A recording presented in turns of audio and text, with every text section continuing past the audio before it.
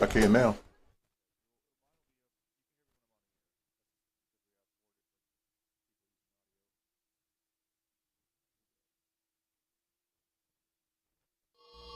This is a presentation of the Oklahoma Sports Network.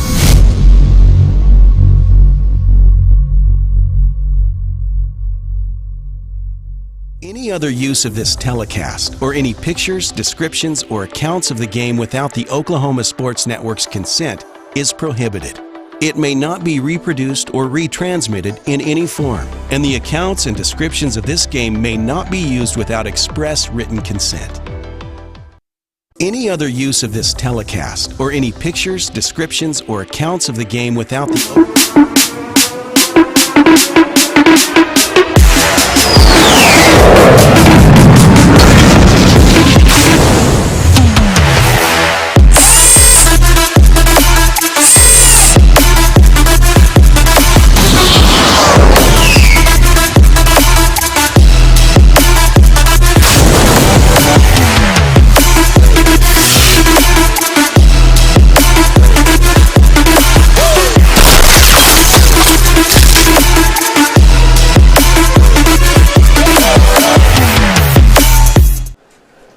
Good evening and welcome everyone to Rose Field at Midwest City High School for the playoffs, the 5A playoffs, featuring the Piedmont Wildcats and your Midwest City Bombers.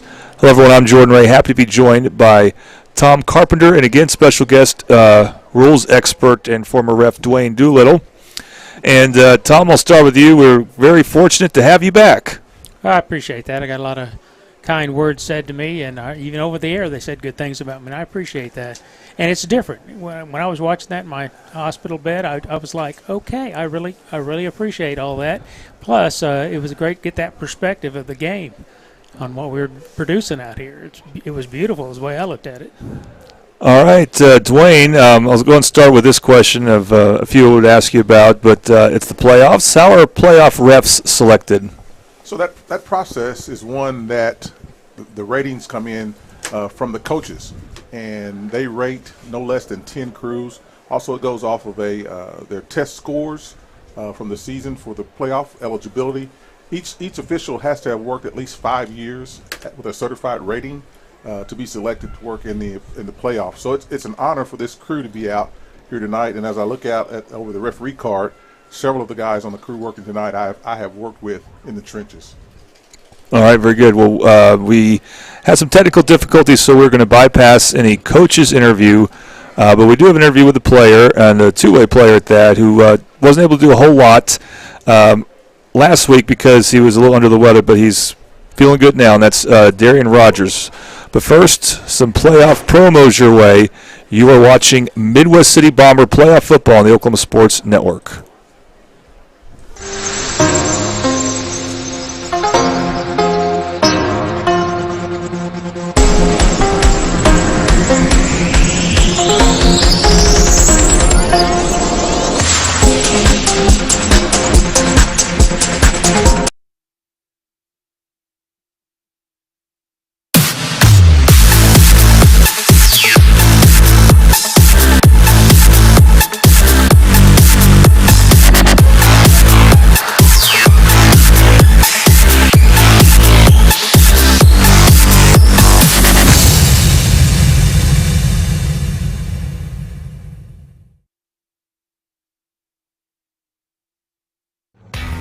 Augusta Contracting is a general contracting company that specializes in commercial and industrial construction projects. When you choose us as a partner for a project, we assure quality workmanship, exceptional performance, and unparalleled client satisfaction.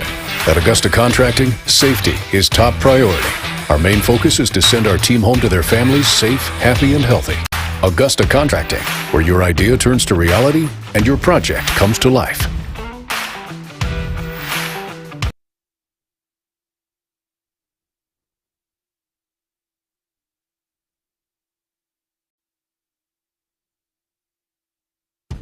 Coast Technology Group is your full IT managed service provider, utilizing simple, reliable technology for your home and business. Remote monitoring and management, network infrastructure, and cybersecurity, all with 24/7, 365-day live support.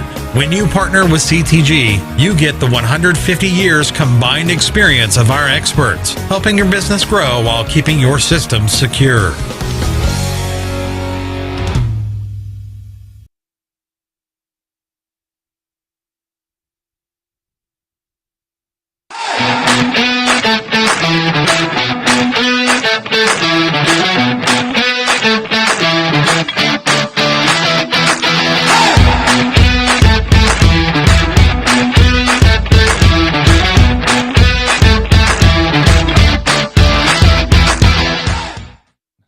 And welcome back to the Champion Plumbing Countdown to Kickoff. It's Midwest City Bomber playoff football on the Oklahoma Sports Network. Happy to be joined by running back and linebacker Darian Rogers. All right, Darian, this is your first year at Midwest City High School, correct? Yes, sir. Yes, sir. And where'd you come from? Elmore City, Purnell. And that's Class A, correct? So you said that the roster for them is very small, so you have to basically play all the time, correct? Yes, sir. Yes, sir. There was no breaks for me, like slim to none if I got any. So you get breaks here. Yes, sir. What is that? Do you find that very beneficial? Sometimes, yeah, I can get a breather, but sometimes I just have the urge to be on the field, you know. Understood. All right, and you play both running back and linebacker. Which position do you prefer? I would prefer more on offense so I can score the touchdowns instead of having to defend and not let the other team score a touchdown. Understood. But defensively, you've had a lot of success as well. And I think and this is a new question here because this is our third take doing this interview. You play both outside linebacker positions, strong side, weak side. Do you have a preference there? I would like most likely to be on the strong side because that's what mostly an offense would run to, but the weak person is just the cleanup crew. Yeah, interesting. All right. Now, against Elgin last week, you were under the weather, right? Yes, sir. I had 102 fever for 2 days and lost 10 pounds, so I was going through it. And but you're better now, correct? Yes, sir. 100%. All right, so you're going up against another team that likes to run a lot in Piedmont. I mean, you saw how the team did give up some rushing yards to Elgin, and that was a bit of a problem. They were able to overcome that and win. What's going to be key to being better against the run against Piedmont? We just got to do our jobs just like Coach K gave us all a specific job to do, and if we fulfill those, Piedmont won't be able to run on us. All right. Very good. And now, do you plan on playing any other sports besides football? Yeah, I've been thinking about it. I'm probably going to play baseball, but I'm not sure yet. But I am for sure going to do powerlifting. Powerlifting, very good. All right. And then what would you like to do after high school? I would hope to get a scholarship to go play at the next level. But if not, probably go be in oil field. Oil field, okay. All right. Well, Darian, thank you very much. Thank you. We fight the battles no one hears about. We drop into the middle of firefights to rescue others. And act as one-man air traffic control towers. We're the ones who go before all others.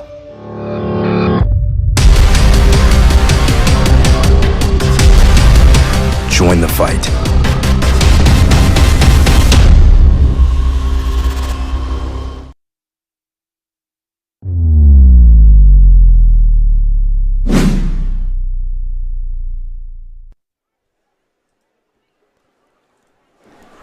And welcome back to Midwest City Bomber football on the Oklahoma Sports Network. Jordan Ray, Tom Cropper, Dwayne Doolittle. Later on, we'll hear from Tessa Durrell. And this is the Champion Plumbing Countdown to Kickoff. Champion Plumbing, call the champs. Piedmont taking on Midwest City. All right, first let's look at the brackets real quick. On the left side, you see upper left, Midwest City versus Piedmont. Let's go ahead and magnify that for a second here. Midwest City, Piedmont winner will take on the Collinsville-McAllister winner. The interesting thing about that is that match was the matchup of the 5A championship game last year. So a rematch of the 5A championship game is taking place in the first round. All right, let's take a closer look at Piedmont for a second here. Oh, that's the keys to the game. We'll get to that here in a second. But when we look at Piedmont, some interesting scores here. Tom, they held Noble to only 12 points in a 12-6 loss. That's very unusual. And then they have impressive victories against Del Reno and Duncan, similar to us. When they played Duncan, Duncan's best quarterback was not available. They did lose their last 2 games to McGinnis and Carlisle, the 2 top seeds from their district because they're in 5A District 2. So they're a quality team. And Tom, as you may remember last year, Lawton MacArthur was the district winner, and they had to take on a 4-seeded Piedmont, and Piedmont only lost by 4 points at Lawton MacArthur. Right. And then real quick, we have an unfortunate injury announcement here. Rashid Arnett will not be available. He's out for the rest of the season, so that will thin the depth some for the Bombers' defensive line. We expect Jamel Maxwell to take his place. All right, here's Tom Carpenter's Keys to the Game. All right, Keys to the Game is brought to you by Squatchmo's Food Truck. For master backyard barbecue recipes, come find Squatchmo's Food Truck on Facebook, Instagram, or at squatchmos.com. Chili's so good, make your babies be born naked. For the Wildcats, I just always put up there Irvin. Enough said. Their coaches have always talked that they know that's who they've got a key on. They need to win the battle in the trenches. They've got some big kids on both sides of the ball. And they got to keep our receivers covered or Irvin will find them. For your Midwest City Bombers, keep pressure on their quarterback, Mars, especially when he's running the triple option, which is their main threat. We've got to open holes for our running game and minimize the dumb penalties. They say I'm a broken record on that, but guess what? That's been a problem for quite some time. All right, thank you very much, Tom. We'll take a quick break here. When we come back, we'll have the coin toss and the starting lineups. And you are watching and listening to Midwest City Bomber playoff football on the Oklahoma Sports Network, where sports is our middle name. There we go.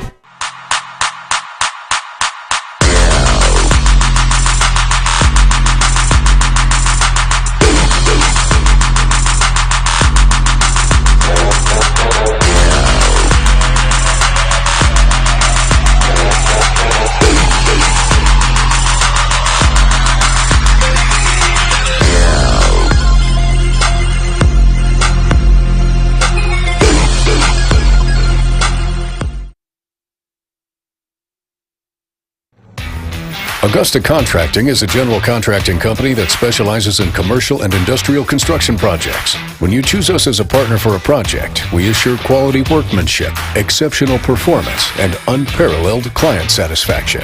At Augusta Contracting, safety is top priority. Our main focus is to send our team home to their families safe, happy, and healthy. Augusta Contracting, where your idea turns to reality and your project comes to life. Coast Technology Group is your full IT managed service provider, utilizing simple, reliable technology for your home and business. Remote monitoring and management, network infrastructure, and cybersecurity, all with 24/7, 365-day live support. When you partner with CTG, you get the 150 years combined experience of our experts, helping your business grow while keeping your systems secure.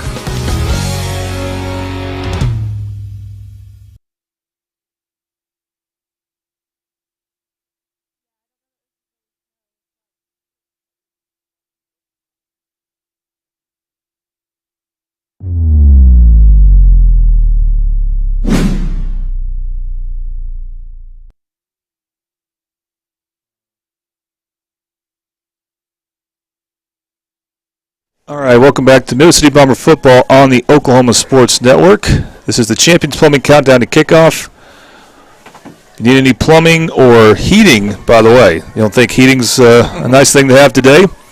Call the Champs. Champions Plumbing with us through the playoffs. And, Tom, something we didn't talk about that's interesting. So, but first, let's talk about, as we wait for the coin toss here, the game last week that you missed, unfortunately, you watched. I got to see it from another point of view. Yeah, what can you say about how that game went? Well, we had Bomber Brotherhood last night, and a lot of the kids that got the last class ring, which my son was one of them. He was a sophomore when we got the last, championship ring. A Well, the guy showed up, and the main thing they talked about was that's what Bomber Magic is. You can't just say wish for Bomber Magic at all times. It's got to be that time, and it happened. It was Bomber Magic, and that's that's exactly what I felt. Now, Dwayne, there's something I want to ask you about. I wanted to show the video of this, but again, we just didn't have the opportunity there. But I thought one of the significant moments in that game took place at the end of the first half when Midwest City had the ball at the 6-yard line of Elgin trying to throw the ball, trying to score, and it was incomplete. It took about 5 seconds, but the clock went all the way down to 0. And then the refs decided to give Midwest City one more second because it looked like that's when the ball hit the ground. Who makes a decision for the refs to add time to the clock when it strikes 0? So during the course of the game, the back judge primarily is the one that has responsibility for the clock management. But when we get down in those moments towards the end when the play could be critical, everyone is mindful of the clock. And if you have the absolute knowledge of that, anyone can go in and say, hey, we should have one more second or where we should be. All right, and that led to a field goal that Midwest City made, and that was a significant field goal. All right, here's the coin toss. The coin toss brought to you by Rose State College. Looking for university experience while staying close to home? Look no further than Rose State College. You call it, tell me what it is. Write it down. I'll toss it if I catch it. We'll look at it if I drop it.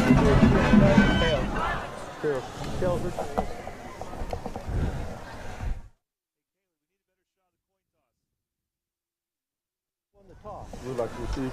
Receive. Which end would you like to pick from? We'd like to pick from this end going to the clock. Put your backs over here. You guys put your backs over here. I told you it was going to work out that way. All right, Midwest City, first half option. They're going to receive and defend the scoreboard. Come together for a second, guys.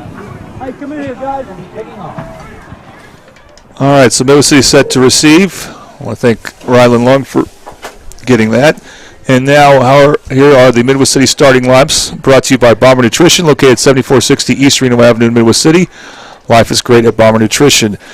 D'Angelo Irvin Jr., who is having a tremendous year, will be the quarterback. Jalen Woody figures to start at running back. Wide receivers, Colston, Hamilton, Broyles. We may see Devin Sissons as the fourth wideout, or we may see Jamel Maxwell as the H-back.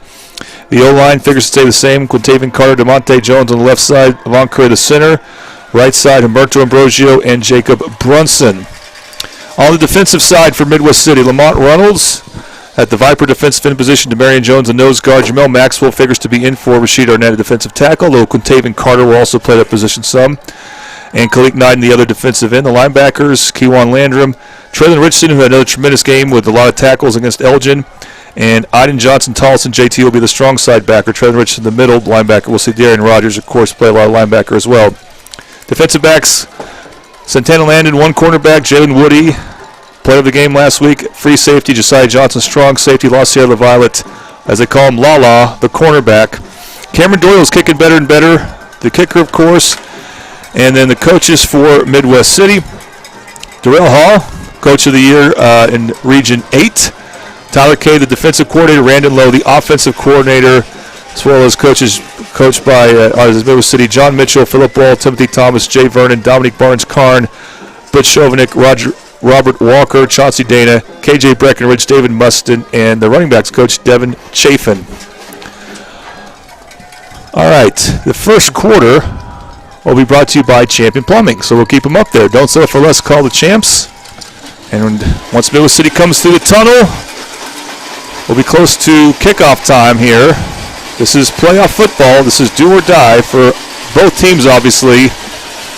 Midwest City, if they win, they will have one more home game. And Jordan, if you'll notice, we have little white things floating into the press box. It looks like snow or sleet. What is that? Yeah, I think it's snow. It's kind of blowing a little sideways. That is definitely snow. Here come the Bombers. I'll tell you, when we first went on the air, we had our windows open, but there was not a peep. But now we hear the noise, and the fans have arrived. And there's definitely been a call on the fans to bring the noise and bring some noise makers like what Elgin had. Could you hear that very clearly, Tom, when you were watching? Absolutely. And then Eric said something about it on the air, and I was like, what's he talking about? All of a sudden, they put the mics out or something, and I could hear it loud and clear. I went, what is that nonsense? And somebody finally said they had milk jugs with rocks in them. I thought, okay. All right, so Midwest City will receive the ball. That snow's starting to pick up, too, a little bit, guys. Yeah, well, you know what? As long as it's not thunder, we're playing. You know, as a retired official, I can appreciate this warmth in the press box. Yes. Oh, I was a sideline reporter last week. Hey, Tessa, by the way, are you there? Yes, I am. I'm down here. What's the wind like down there? You know, the wind's kind of died down, but it's still pretty chilly down here. All right. Well, we hope Tessa will have, and I know we definitely will have an interview with Midwest City defensive coordinator Tyler Cade at the end of the second quarter, and hopefully one with offensive coordinator Randon Lowe at the beginning of the third. All right, so here we have the CrossFit Complete kickoff coming your way. CrossFit Complete, a community dedicated to the daily pursuit of fitness excellence and serving others. In doing so, they strive to give their members the best hour of their day. CrossFitComplete.com. I'm back with them this month. I took a month off for different reasons, but I love it there. And can't wait to go there tomorrow morning. Assuming I can wake up in time. Joining tonight's officials are referee Rick Johnson, umpire Richard Jacobs, linesman Mark Richard, line judge Stephen Embry, and back judge Kurt Thurman. These guys have been selected by the OSSA. It's a privilege for them to be out here tonight, first round of the playoffs. Awesome. And you know what? I imagine that the more you get called on to ref later in the playoffs, because there's fewer games, it's definitely an honor to be one of the refs for the quarterfinals, semifinals, finals, I would imagine. Absolutely. You know, as the games dwindle, so do the opportunities to work, and the longer you're involved in it, the greater the reward. Chase Duke kicking off for Piedmont, kicks it out of bounds, and so similar to what we see Midwest City do. And here come the Bombers.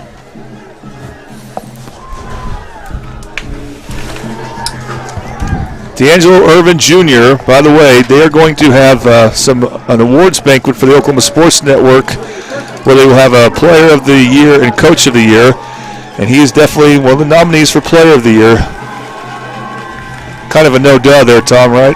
Exactly. I mean, the kids, I talked to him last night at the Bomber Brotherhood, and he is just fired up. He's got everybody sparked up.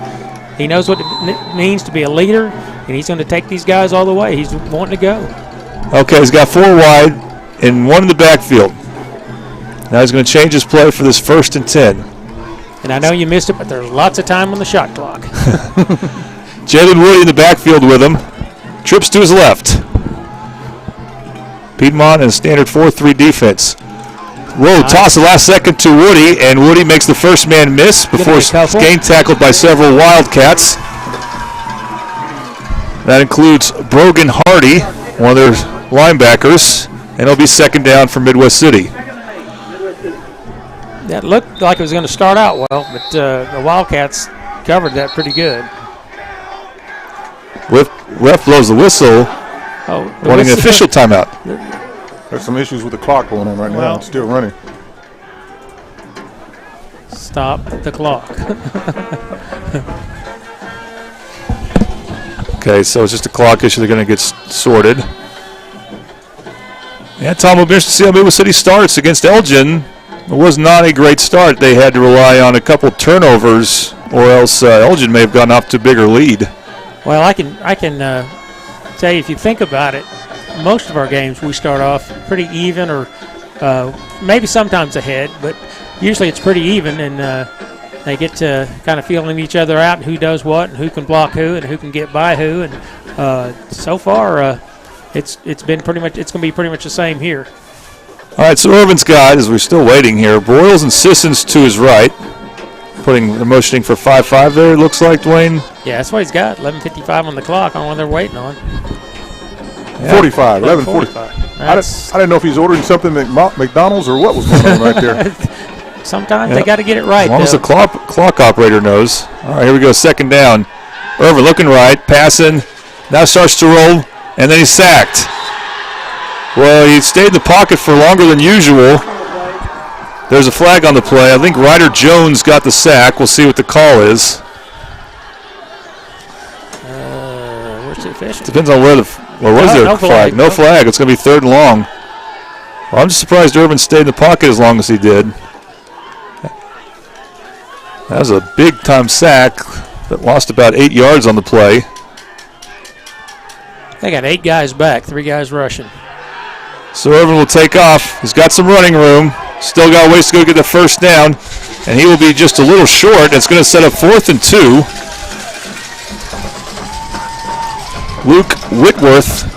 Lane Whitworth with the tackle. Middle City will punt. Or will they?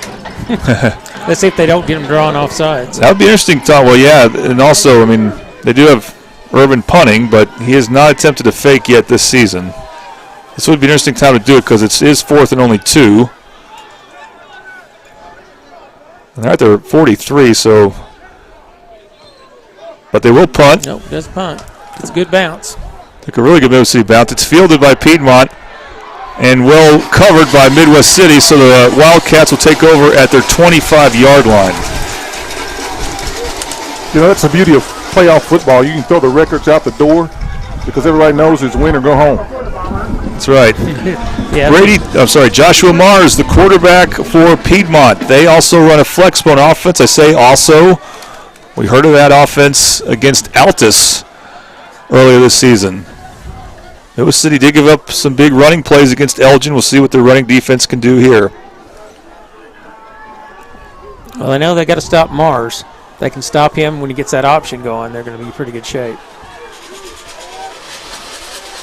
That's going to be Mars or his running back, Colton Lucian.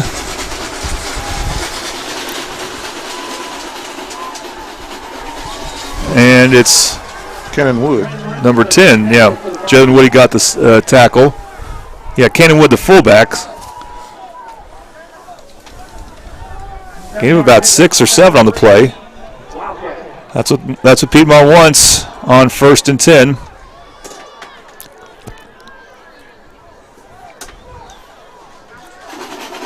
Bombers bring a lot to the line there. Good stop. Gonna be just short. Good job there by, I believe that was Landrum with the tackle. So it's 3rd and 1 for Piedmont.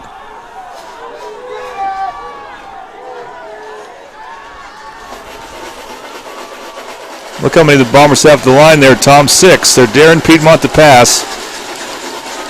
And looks like he's going to get it. But the progress looks like he's right at the first down line here.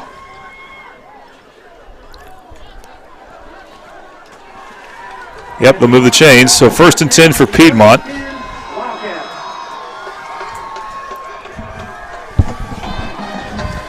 Like to see Ambrosio coming back in there. He got hurt early in the season, and he's really been picking it up the rest of the season. Handoff right side. It's a big gain for Piedmont. To the 30, 20, 10. Touchdown, Wildcats. Well, Tom, if you can break through that line, you definitely have some running room, and that's what happened for Piedmont there.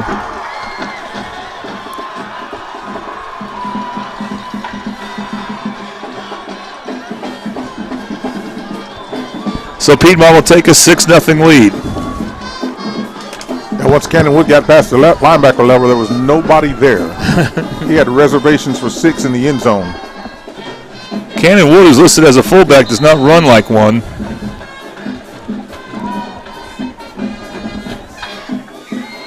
And Piedmont will look to go up 7-0 here. Kickoff by Chase Duke is good. So your score is Piedmont 7, Midwest City 0. And you're watching Middle City Bomber playoff football on the Oklahoma Sports Network. This is Friday Night Football on the Oklahoma Sports Network.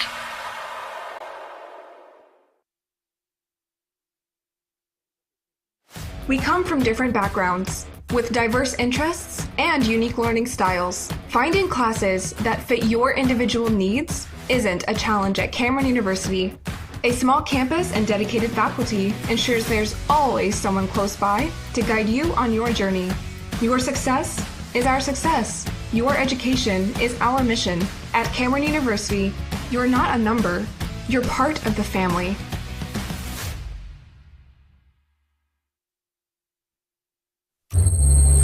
This is Friday Night Football on the Oklahoma Sports Network. Welcome back to Middle City Bomber Football on the Oklahoma Sports Network. Here's your CrossFit Complete kickoff. CrossFit Complete, a community dedicated to the daily pursuit of fitness excellence and serving others. CrossFit Complete. This time they go right side is Piedmont. And Midwest City will get a good return out of that. They will get to about the 44-yard line. All right, Tom. Your scoring recap is brought to you by Champion Plumbing. Don't settle for less. Call the champs.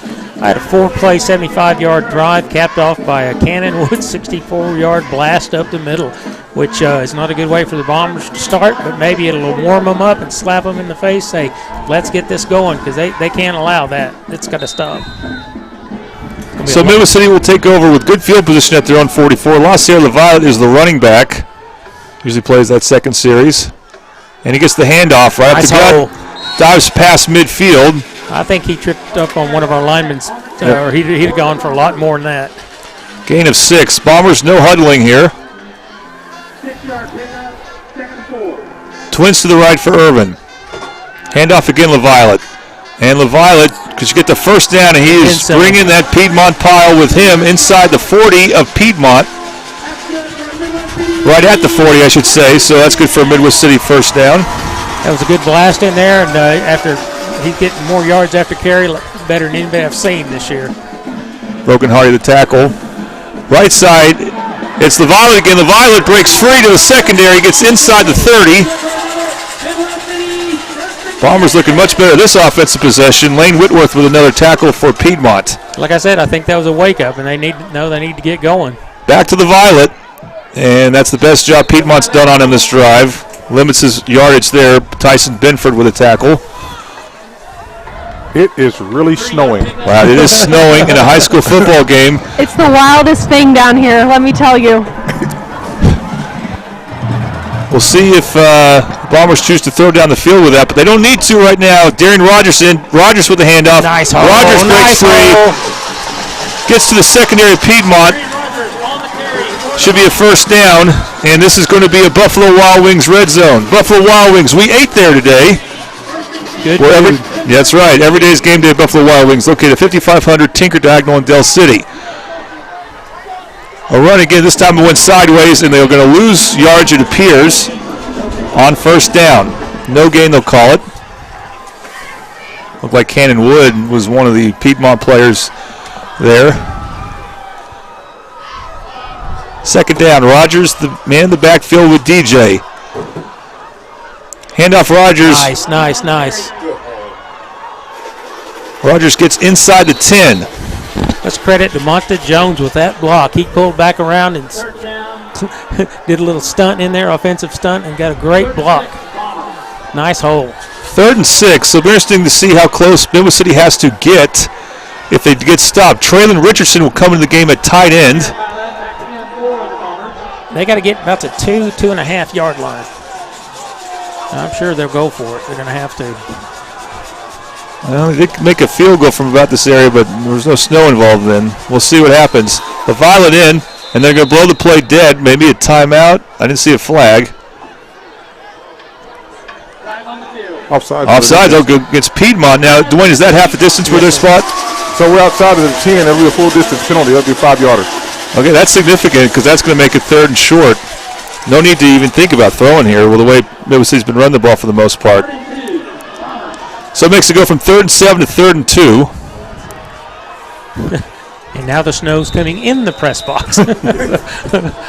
We got some of our windows partly. We got our windows open. We'll do what we can here. Handoff, right side. That should be a first down, but stopped short of the goal line. So Violet, he's punching it in there.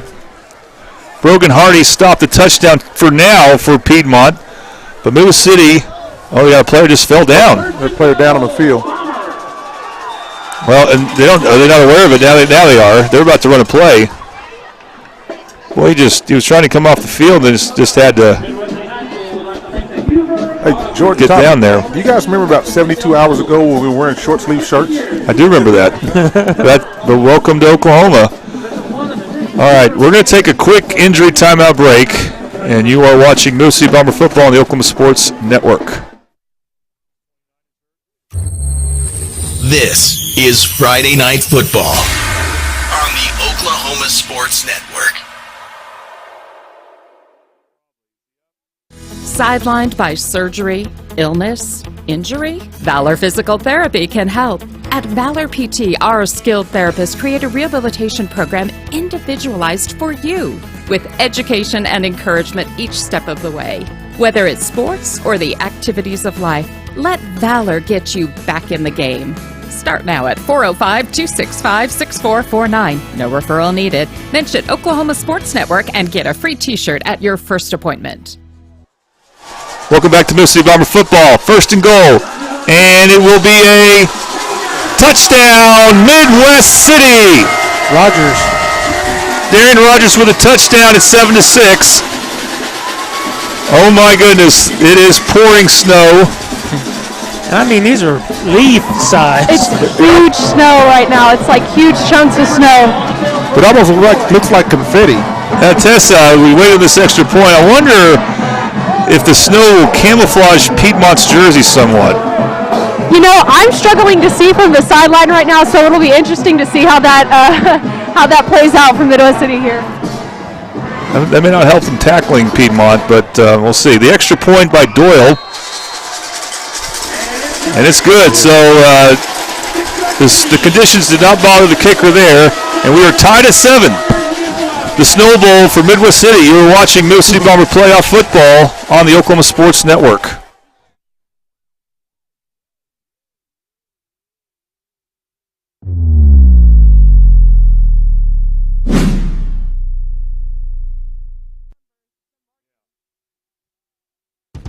Coast Technology Group is your full IT managed service provider, utilizing simple, reliable technology for your home and business. Remote monitoring and management, network infrastructure, and cybersecurity, all with 24/7, 365-day live support.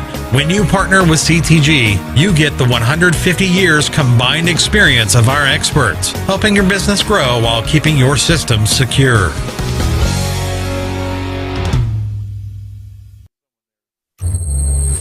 This is Friday Night Football on the Oklahoma Sports Network. Welcome back to Middle City Bomber playoff football on the Oklahoma Sports Network. Games tied 7. Here's your CrossFit Complete kickoff. CrossFit Complete in Midwest City, where you can avoid the snow because they're indoors. You can work out indoors there. All right, so Doyle will need a holder there, and he kicks off to the right side. He dropped it. Buffed ball. Still in the ground. We'll see who fell on it. I thought Piedmont had it for a second. We'll see what the call is. The Bombers got it. No, it's going to be Piedmont football. Oh, man. I'd really like to see who came up with that ball, because I thought our goal, it is a Bomber on top of it. What's he looking at? Well, now, the white hat has firmly made up his mind it's Piedmont's ball. I'd gum it. Yeah, referee Tom, it sure looked like we had it. Tom Johnson saw something we obviously couldn't see it from up here, because that thing was on the ground for a while.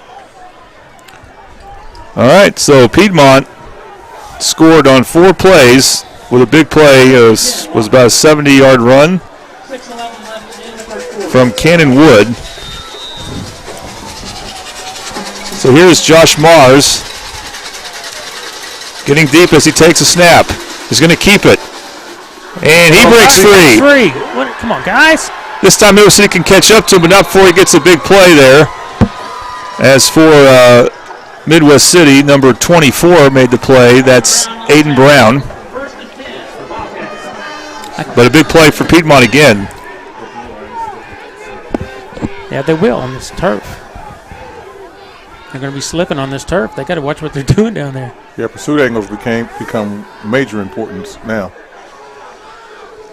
Handoff, and good play by Middle City there. Aiden Brown made a tackle, as well as, I believe, number 1, Josiah Johnson. The safety was in the backfield pretty quickly, so that's interesting. Tom, we'll see how close Josiah Johnson plays to the line of scrimmage there. But that's going to be a loss, so it's second and about 11. or as the PA announcer calls it, a long 10. It's my kind of 10, though. Make them work for it. Yeah, we'll see if they can do that a couple more times. Again, Middle City stacking the box. Now Marr will come out getting a play from his offensive coordinator, head coach. And then he'll get in the deep stance again. Handoff. There it is. Another big play. Could Josiah Johnson catch the running back? Nope. And the answer is no. Touchdown, Piedmont. Couldn't tell whether that was Lucian or Wood, but it is a Piedmont touchdown. They go up 13-7. I think, Tom, Middle City has of course, you got to take into account the snow, but still a run defense problem right now. There was no stopping them right there. Yeah, I mean, they're playing the run, too. That's the thing. If you can't get them in that first line, though, if you sell out like that, you get burned.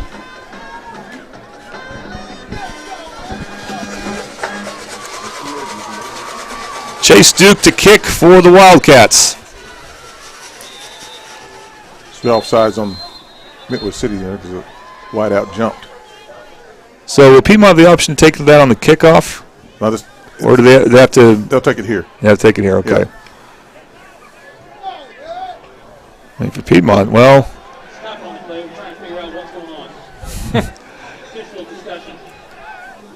Would you consider going for 2 then? Yeah, they're sending in different personnel. Yeah, they are. So this penalty is a half distance penalty because we're at the 3-yard line. So, see 1.5 then. Yep.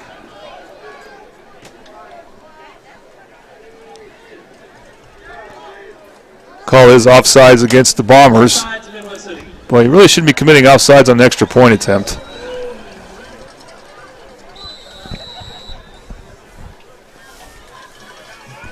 They sent in number 2, who's a freshman for Piedmont. He is 5'8", 160 pounds, but he's a little bitty guy. Marr going to keep it, makes a couple players miss dives, and he gets the 2. So it's now 15-7. Piedmont leads Midwest City. You're watching Middle City Bomber playoff football on the Oklahoma Sports Network. This is Friday Night Football on the Oklahoma Sports Network. Coast Technology Group helps you feel safe and secure utilizing simple, reliable technology. Allow our team of experts to help you design the right system with high-definition surveillance cameras, cutting-edge smart alarm systems, and thoughtfully designed access control for your home or business. Work, sleep, and play with confidence, knowing CTG is your technology partner.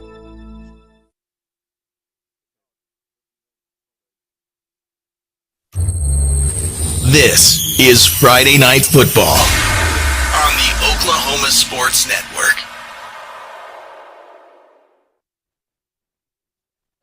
Welcome back to Middle City Bomber football on the Oklahoma Sports Network. We've had 3 touchdowns so far, kind of like the last game that you were with us, Dwayne, where it was Middle City Noble, touchdown after touchdown. Yeah.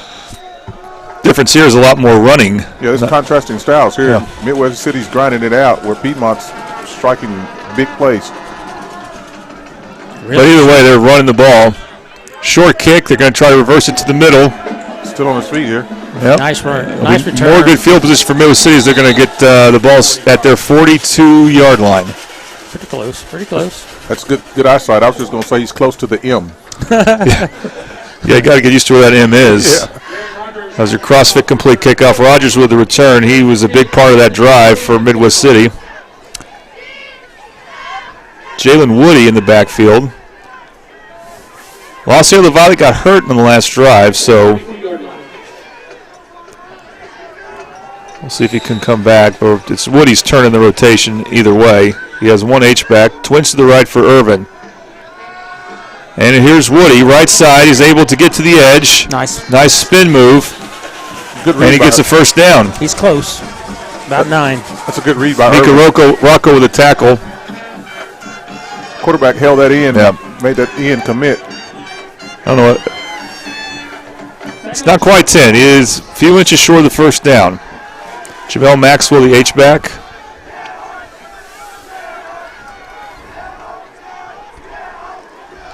Handoff, Woody, first down. For several Wildcats bring him down. It's hard to see the yardage there. Wayne Whitworth with a tackle. Darian Rogers with the ball. So Darian Rogers that came in. 6 came in for 5. So Darian Rogers got the first down. He's still in.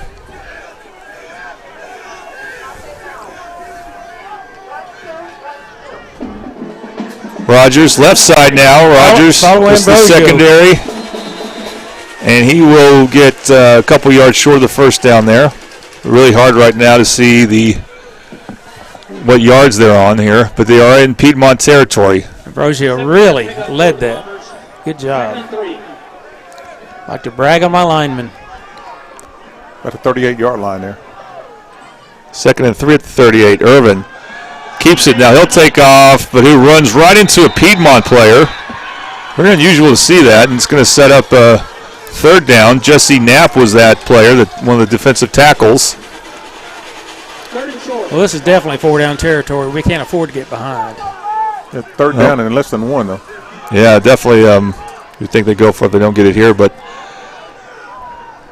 they have their jumbo package for a reason. So once again, Traylon Richardson will be one of the guys that comes in at tight end. They got 3 in the backfield. Handoff, definitely a first down for Midwest City. It's Jalen Woody. And we're about at the 30-yard line there. Mika Rocco, the cornerback for Piedmont, with a tackle.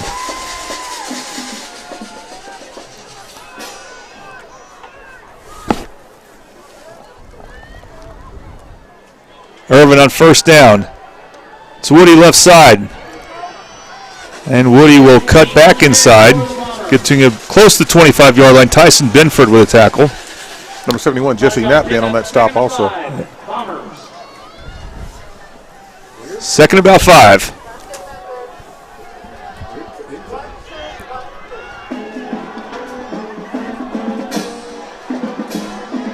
Irvin keeps it up to the fake. He's going to get the first down. He's going to get more. And he gets brought down. Just past Mika Rocco with a tackle.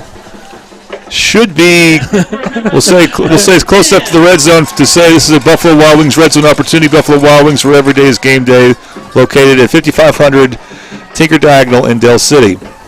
We've got folks out with brooms sweeping off the yard markers. There's Woody again up the middle. It's a good first down run. So yeah, Midwest City's definitely not getting the big play like Piedmont is. Kind of obvious why, because Midwest City's been selling out the defensive line there on defense, but they are getting plays they need. Nice run. There's Woody again. And let's see, is that about at a first down marker? It would make it first and goal if it is. Cannon Wood and Brogan Hardy, the tacklers. It's real close again. I mean, no, it's not quite a first down, but it's close. It's 3rd and short. Maybe half a yard. Yeah, 3rd and a little bit. So Midwest City will sub.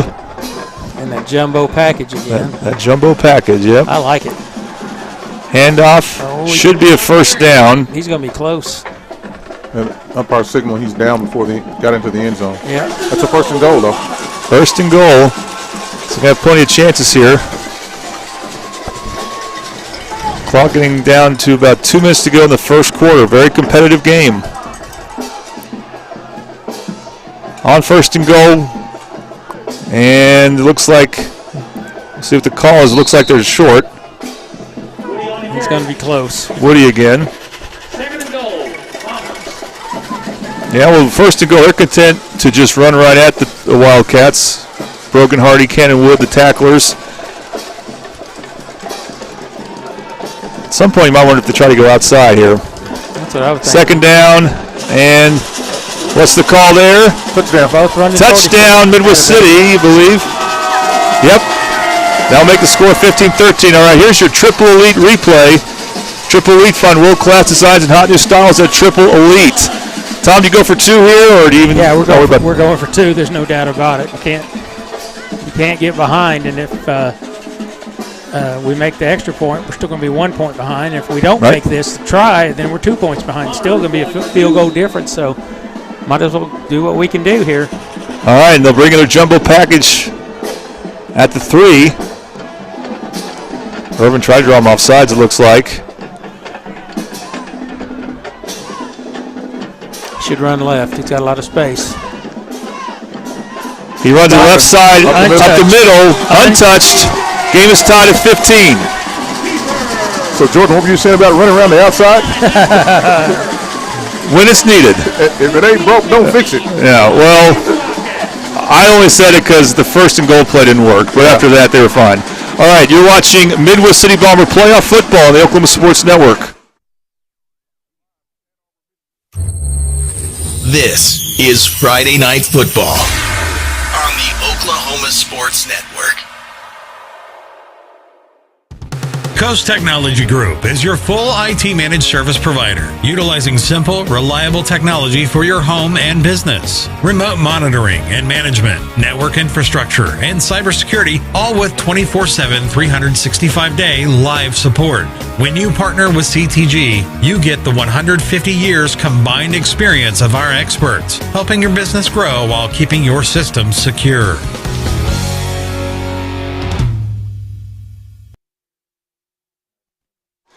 Welcome back to Midwest City Bomber football on the Oklahoma Sports Network. Here's your CrossFit Complete kickoff. CrossFit Complete, a community dedicated to the daily pursuit of fitness excellence.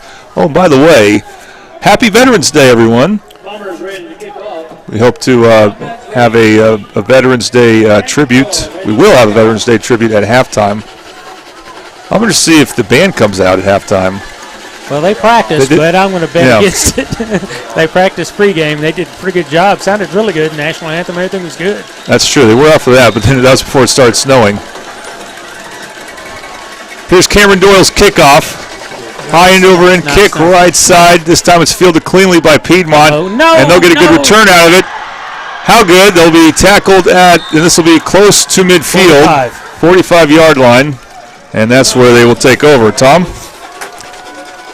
Scoring recap brought to you by Champion Plumbing. Don't settle for less. Call the champs. That was a 58-yard, 12-play drive. Woody had a 1-yard run, and Irvin had the 2-point conversion. It's 15-15 with the 1:23 to go in your first quarter. All right, Tessa, do you see number 29 out on the field, or is he still, or can you tell if he's on the sideline? I haven't seen 29 out there. Okay. Check the tent. Oh, he's out there? He's on the sideline, okay. Good. That's what we want to see. Well, hopefully he'll be available at some point, both offense and defense, talking about La Sierra Violet. Handoff, and again, a big play for Piedmont. Tackles. Come on, guys. Talked about that. That's Cannon Wood, who's just got the hot hand for Piedmont right now. He gets a first down. We're into Midwest City territory, so we're near the end of a wild first quarter for the Wildcats and the Bombers. Yeah, Tom, Midwest City's defense is not getting the job done. It kind of makes the fact that Midwest City punted on 4th and 2 loom large at the moment. Yeah, I think they should have gone for that personally, but that was just me. Usually you encourage punting. Short handoff on 1st and 10, and again, no answer for Cannon Wood. Aiden Brown gets the tackle. Josiah Johnson as well. It will be 2nd and short, so a favorable down and distance for Piedmont. 2nd and 1, Wildcats. 41 seconds and counting in the first quarter. This is a problem for Midwest City. Their run defense was not good against Elgin, and it hasn't been good here. And, of course, they're also without Rashid Arnett, and that's now looking like a big deal. 2nd and 1, that'll be a first down. They limit the damage to the Bombers as they gang tackle there, something they have not been doing as much. Includes Khalik Knighton. We need to hear his name some more. But it will be a Piedmont first down.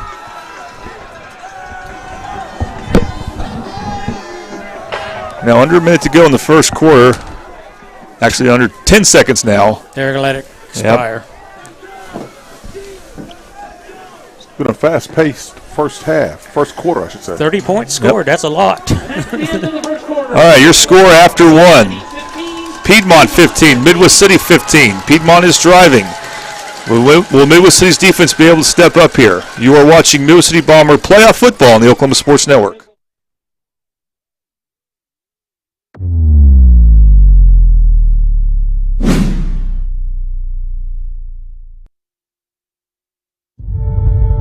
We fight the battles no one hears about. We drop into the middle of firefights to rescue others. And act as one-man air traffic control towers. We're the ones who go before all others.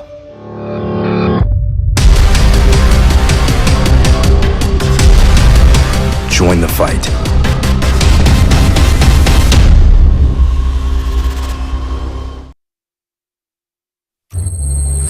This is Friday Night Football on the Oklahoma Sports Network.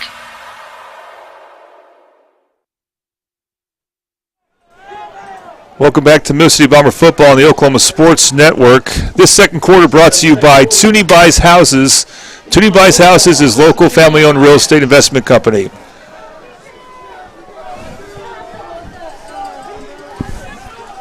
And we apologize, we'll get that camera thing fixed there.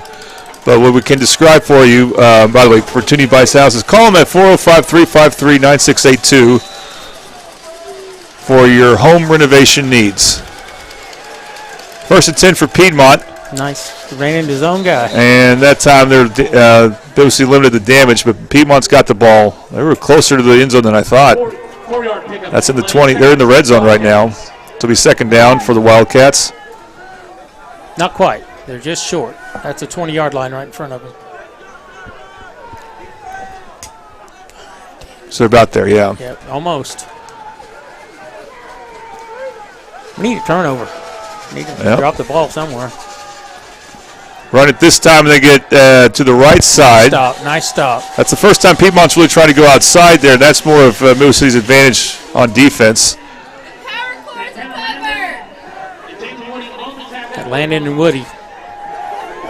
Good team tackle over there. Woody with the tackle, so it'll be third down. Be a good spot to hold them if they can.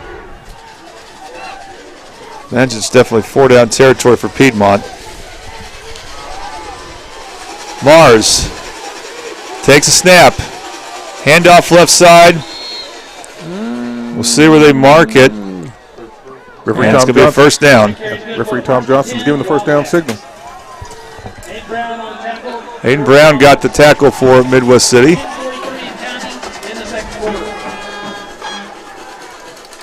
The one thing I'm wondering is, are the players wearing tennis shoes or are they wearing cleats out here tonight? They're wearing those special cleats for this turf anyway, so it's not going to be much different. But do we have a penalty there? Offsides. And that was because for Piedmont, they put number 2 in motion, Jaden Fustin, and that confused one of the Midwest City players. Well, they're giving Piedmont a lot more help there. They'll make it go to 1st and 5. Looks like 1st and 6, but I'm not going to say anything. Well, it's hard to tell sometimes with this weather conditions here.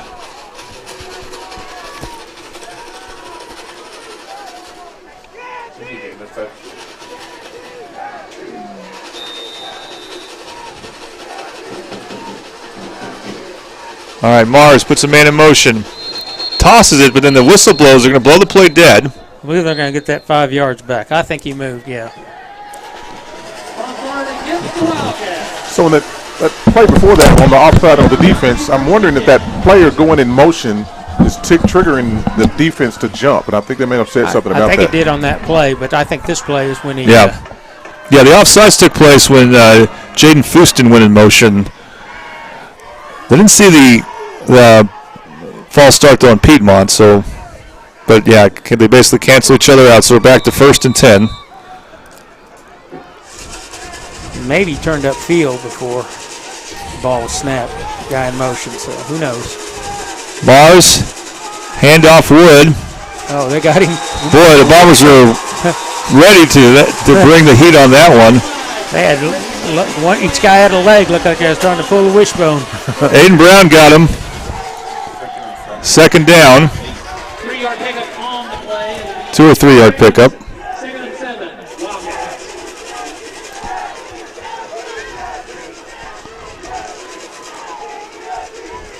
All right. See if maybe so you can get organized here before they run the snap. Now they're going to take their time as Piedmont. They're going to get an audible in. Cannon Wood, the lone running back. Bombers trying to get something happening on defense.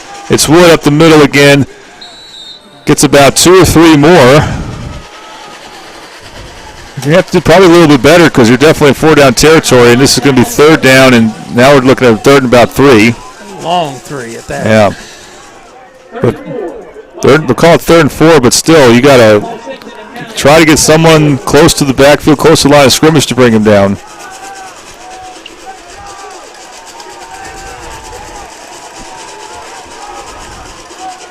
Man in motion. Mars to keep it. Quarterback cuts it back upfield. He got it. He's almost to the 1 yard.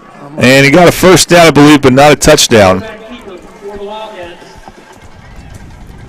That off-tackle play's been working well for him. That's the whole option. Yep. The Bombers are not blocking them in, not boxing the ends. Keep that option inside. Quarterback keeper on the 1st and goal play. Touchdown.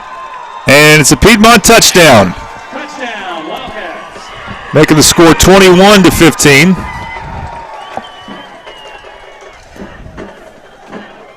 The good sign here is that the Midwest City defense is starting to catch up to the offense. They limited the big plays in this series, so maybe we've got a shift in things to come. Yeah, the problem was the big play they gave up early on in the series, and then they started to chip away at it. You're right.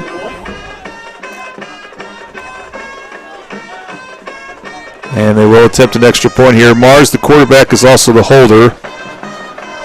Chase Duke, the kicker. And the kick is blocked. So we go from seeing a couple of 2-point conversions to now only 6 on the touchdown there. Middle City could take the lead. They can score on their possession. You are watching Middle City Bomber football on the Oklahoma Sports Network. This is Friday Night Football on the Oklahoma Sports Network.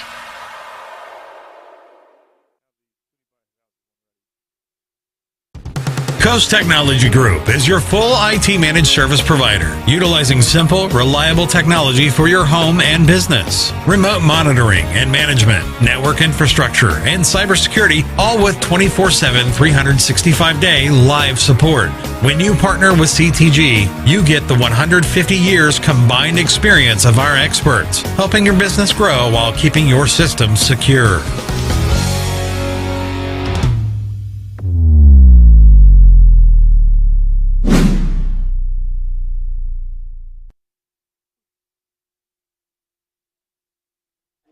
Welcome back to Mississippi Bomber Football on the Oklahoma Sports Network. It's your Toonie's Buys Houses second quarter. And it's also your CrossFit Complete kickoff as Piedmont now leads Middle City 21-15. Update on a couple scores for you.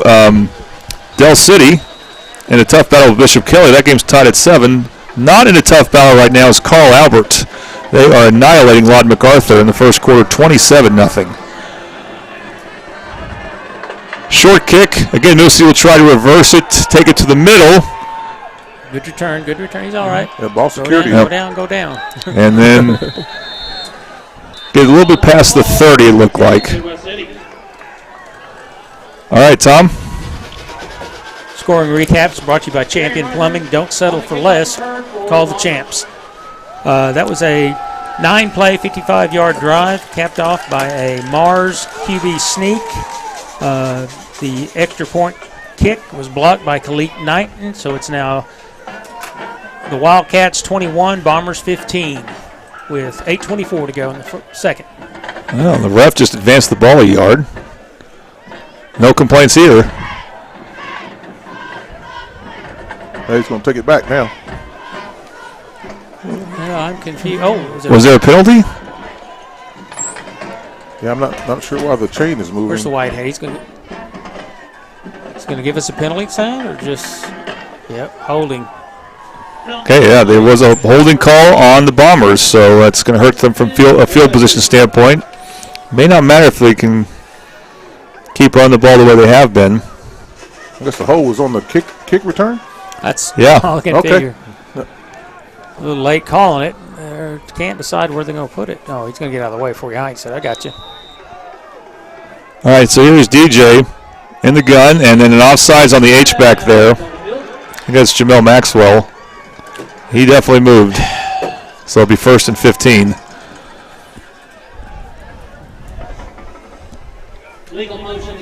I think that's one of those penalties you're talking about, Tom, in the pregame. That's what I'm saying, the dumb penalties. They've got to make sure they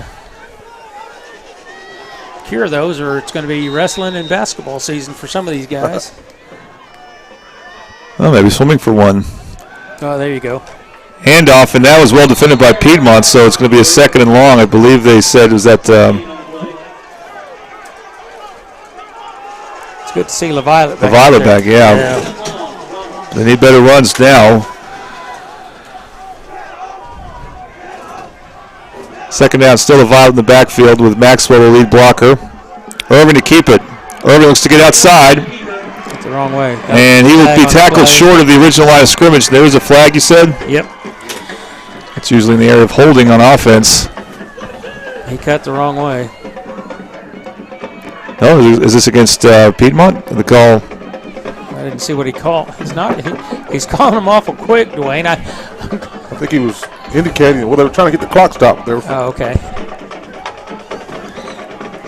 So the refs are having a conference right now. Official discussion on the field.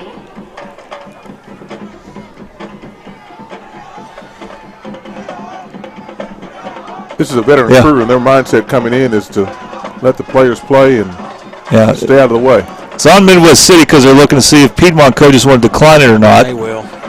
And they are going to decline it. So it'll be 3rd and about 11. Holding, decline. Yep. Holding against the Bombers, penalty decline. So 3rd and about 13.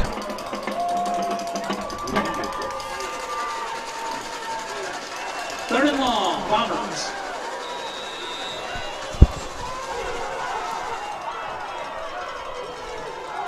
DJ puts a man in motion. To his left. He's going to try to run it. He's not going to get close.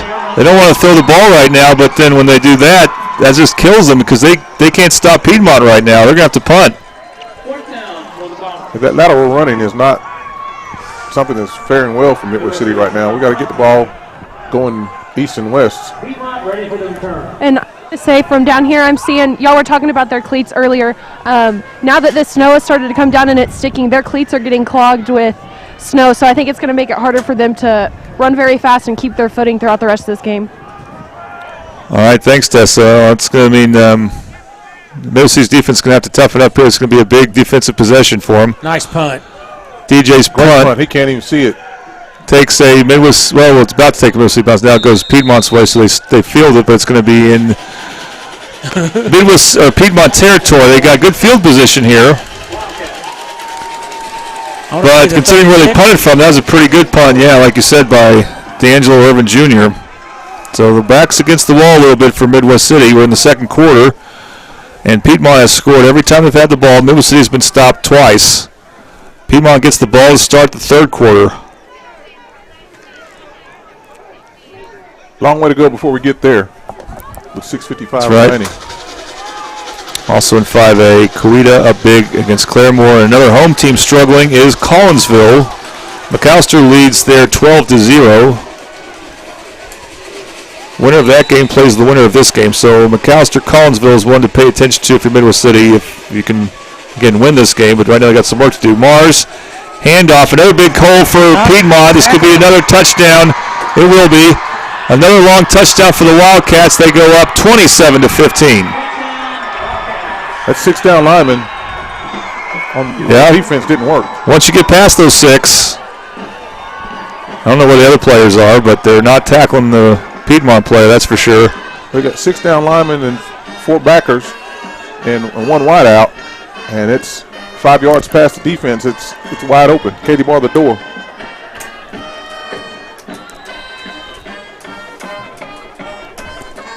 That was one play, so might as well just say it right there. One play drive for Piedmont. They're going for 2.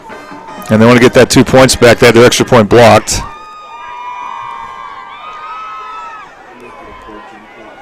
On a sweep, Nobody's going to. And it gets to the outside. That's the first time they've really tried to run outside to the left side, and they are successful at it. As Colton Lucian with the 2-point conversion. So your score is Piedmont 29, Midwest City 15. You're watching Middle City Bomber playoff football on the Oklahoma Sports Network. This is Friday Night Football on the Oklahoma Sports Network.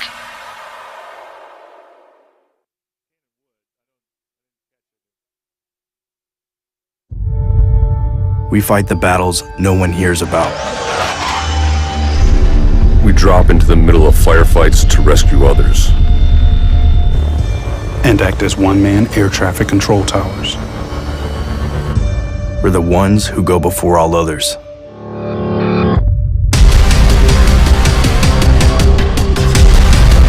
Join the fight.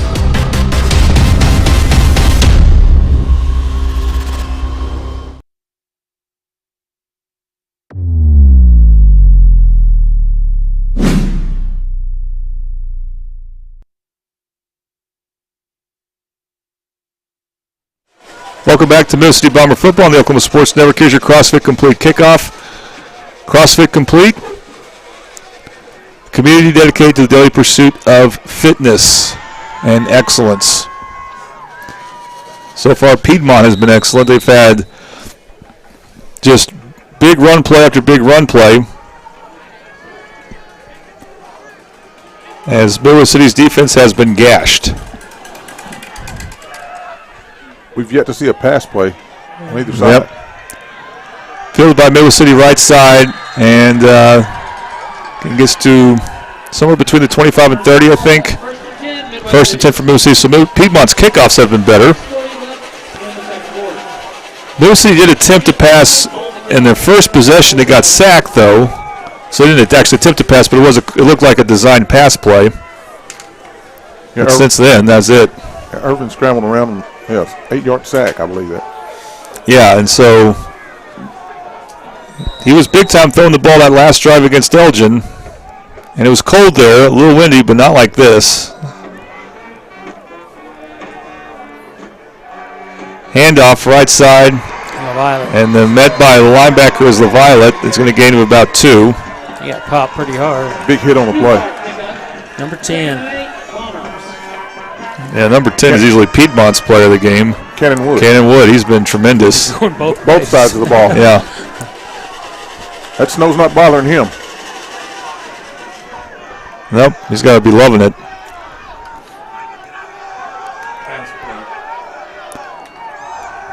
Irvin, yep, pass play. Fires. It's open. And almost caught there. Yeah, it was a lot of coverage. A lot of contact on that play. Coach is right there. Whoever coach that is, I can't see him. It's up a third long. Ethan Shelton was the man in coverage for Piedmont.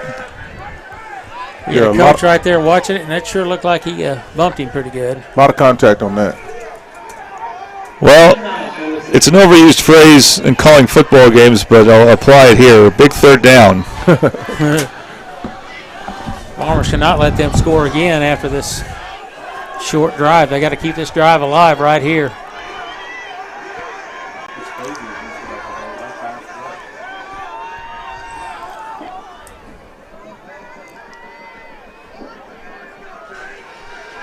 Irvin, one in the backfield with him. He's got 4 wide, 2 to both sides. He's going to pass again. Has time, throws it short, finds his man, and that's going to be close to a Bomber first down. They're going to mark him short. Out of bounds. By a couple yards on the opposite sideline. I kind of feel like you got to go for this. Momentum is definitely shifting here. As Lacio LaValle on the reception, I think you got to try to, I don't know, I'm surprised he didn't make more of an effort to get a first down there. It's Jumbo package coming in. It looks like they will go for it. They've had 2 good touchdown drives where they were able to run the ball. In short yard situation, they need to here. Irvin tries to draw him off sides. Piedmont, very disciplined.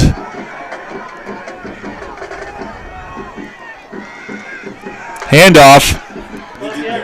And LaViolet, in the most important play of his season, gets the first down for Midwest City. He wouldn't be denied right there. There ain't no quitting here. First and 10 for Midwest City. We're at 5:40 to go in the first half. Midwest City has got to make sure they don't go down by this much at halftime.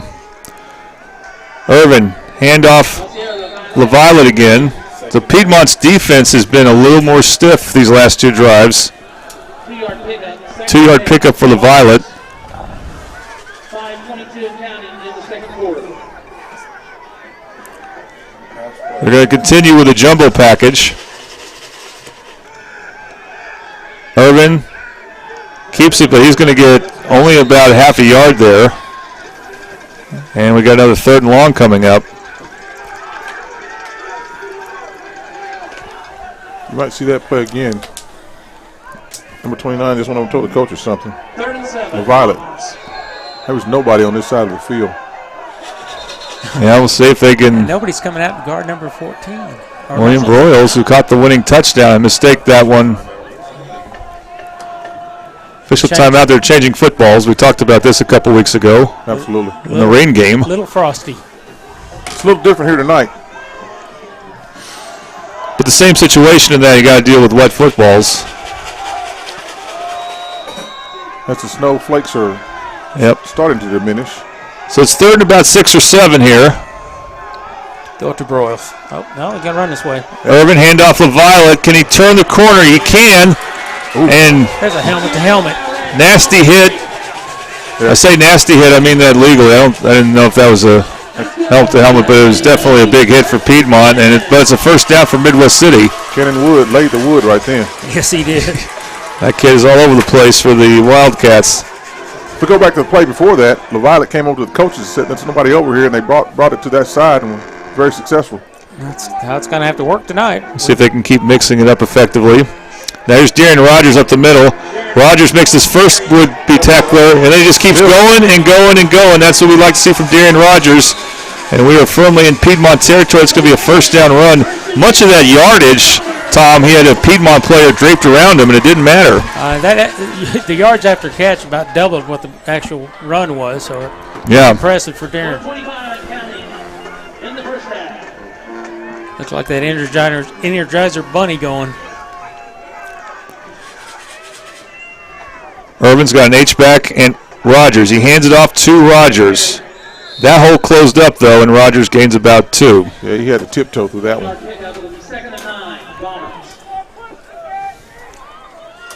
So we're going to say it's 2nd and 9. Just under 4 minutes. They got time to get down there and score.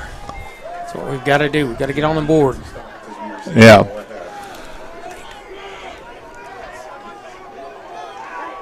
Irvin, handoff. Rogers. It's Rogers again. Rogers on the carry. Gains about 2 or 3, so we got another 3rd and long. 3rd and 6. 3rd and 6. Maybe more. That's more like 3rd and medium. I'm sorry. I see Broyles out here one-on-one.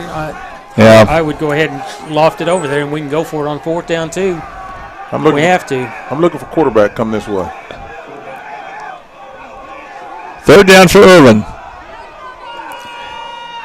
Irvin will keep it up the middle. Irvin will get close to a first down. He's going to be short. That's still 4th down, so we got to go for it. I'm telling you. Brogan Hardy with a tackle, and yeah, no doubt they'll go for it, but they're a couple yards short here. So now, when they made the big conversions, it's been going outside this drive. Looks like Piedmont will call a timeout. Yep.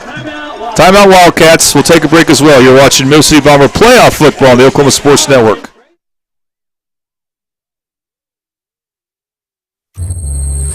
This is Friday Night Football on the Oklahoma Sports Network.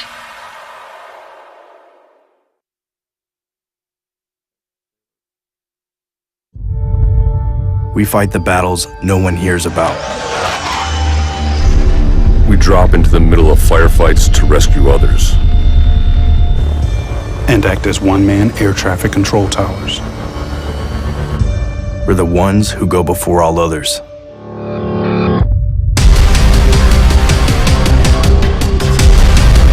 Join the fight.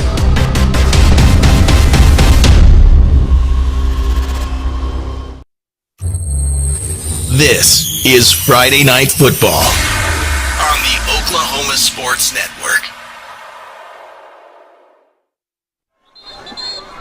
And welcome back to Midwest City Bomber football on the Oklahoma Sports Network. Midwest City is going to have to come from behind here. They're down 14 points to a Piedmont team that's been dominating the run game. They're going to have to convert here on 4th down. Piedmont called that timeout. Yeah, we've had to punt twice, and they've scored on every time they've touched the ball. They've had a lot of big blasts up the middle. We've got to put a plug on that when we get back on defense. Well, we definitely need a score here. 3 in the backfield with Irvin. Moves one of his players. They're going to run left. Irvin. There he goes. Cut. With the cut. First down. And he's got enough for a first down, so the Bombers convert again on 4th down here. They've done it already.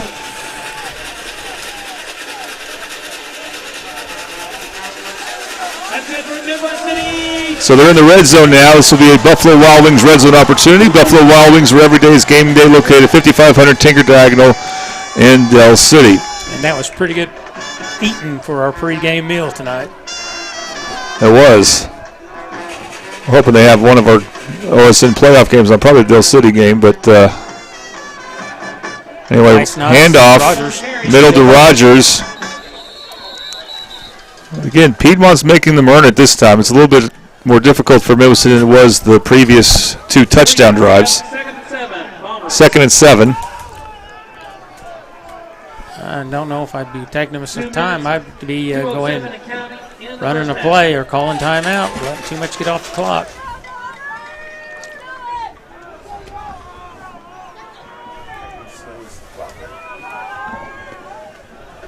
It's not snowing as much as it was. 2nd down.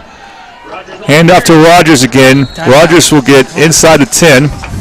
They're not listening to me. Get the headset going. They're inside the 5-yard line. They don't want to give that ball back to Piedmont. With Yeah, that's why they're huddling. 3rd and inches. In fact, it's almost like right here you'd want to get a first down but not a touchdown. Absolutely. I know you really can't give players those type of instructions, I don't think, at the high school level, but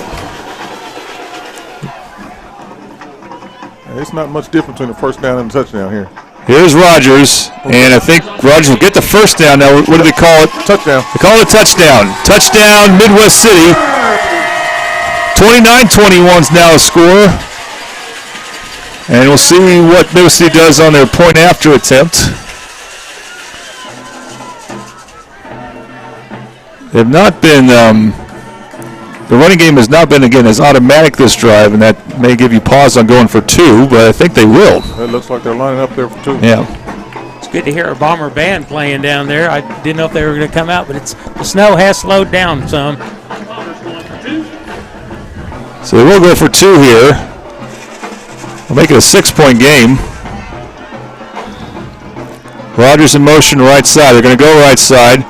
Irvin cuts it back, but I think he'll be short. Held up. Good pursuit by Piedmont. Face mask. They should have called a face mask. This kid. Oh, sorry. I'm not supposed to say anything. All right, your score. Piedmont 29, Midwest City 21. You're watching Midwest City Bomber football on the Oklahoma Sports Network. This is Friday Night Football on the Oklahoma Sports Network.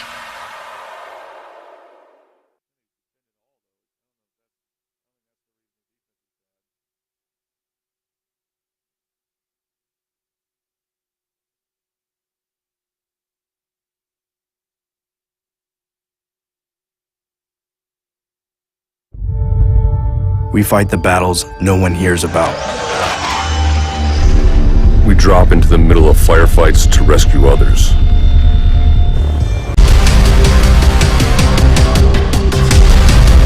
Join the fight.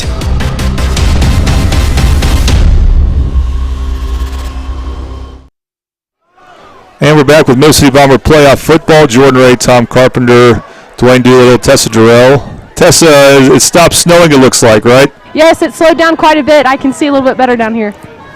Is it still cold, Tessa? Yes, it's still colder than last week in Elgin. It's toasty. Oh, that was here. pretty cold. It's nice and toasty. I don't know. I got the window open by me, so I'm not feeling the toastiness. All right. Middle City needs to get him. Get the ball. Get the ball. Get the ball. They're going to bring the Piedmont player down towards the Piedmont direction there. But it's a better kickoff coverage than what they had last time. All right, Tom? Yep. Scoring recap is brought to you by Champion Plumbing. Don't settle for less. Call the champs. That was a 64-yard, 15-play drive. Rogers took it in for 2 yards. 2-point try was unsuccessful. Score now is 29-21. Piedmont with 1:03 left on the board. So what type of defense will Midwest City play? Because you don't want to give up a big play here, so it looks like a I'd feel the box. 3-4 defense. I feel the box because they really haven't been. Have they passed tonight?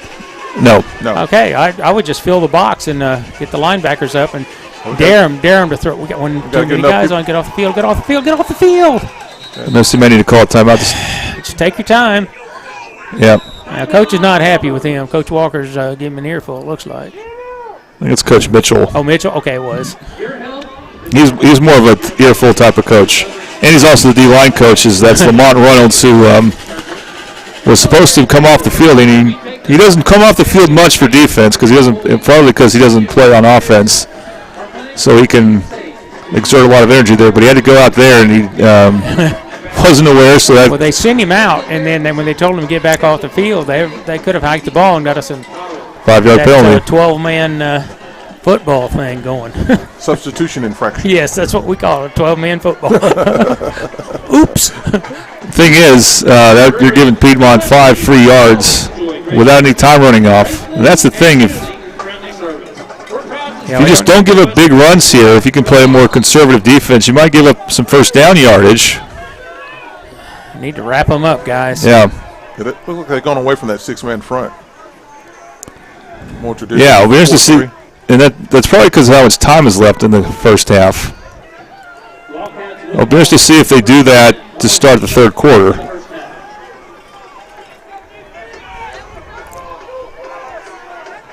Piedmont's got some pretty stout kids up front. They know the system. They can block. They're opening the holes, too. Mars, man in motion. Hands off. And he ran to his own guy. That's a good tackle, number 77. John Weather. Yeah. Their own guy. It's Cannon Wood with the handoff there. That's the first time they've really held it. Or one of the few times they've held him in check. Well, so Piedmont might be content to let the clock run. They're hurrying up here. I doubt that. 2nd and 9. Handoff again. And again, Midwest City, that's 2 plays in a row. Now, did the Bombers call a timeout? Yep, just did. Yeah. I think that might be the last one. That would be a problem if because they had to burn one.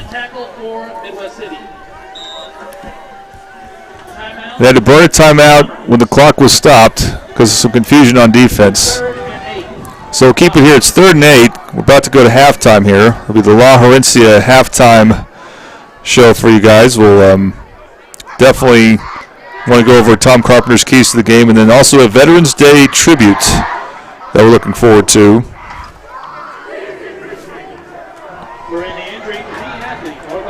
This is the 5th possession for Piedmont. They have scored touchdowns on all 5 of their possessions. This is the first time Middle City's even had them in a 3rd and long situation. But I believe show Middle City's out of timeouts, or? Oh, no. Yeah, they got one? They got one. Okay. I thought they burned one earlier in the game. So then Piedmont can't just run out the clock here if they wanted to do that. Let's hope we get a stop on them here. But the big thing is, getting the stop.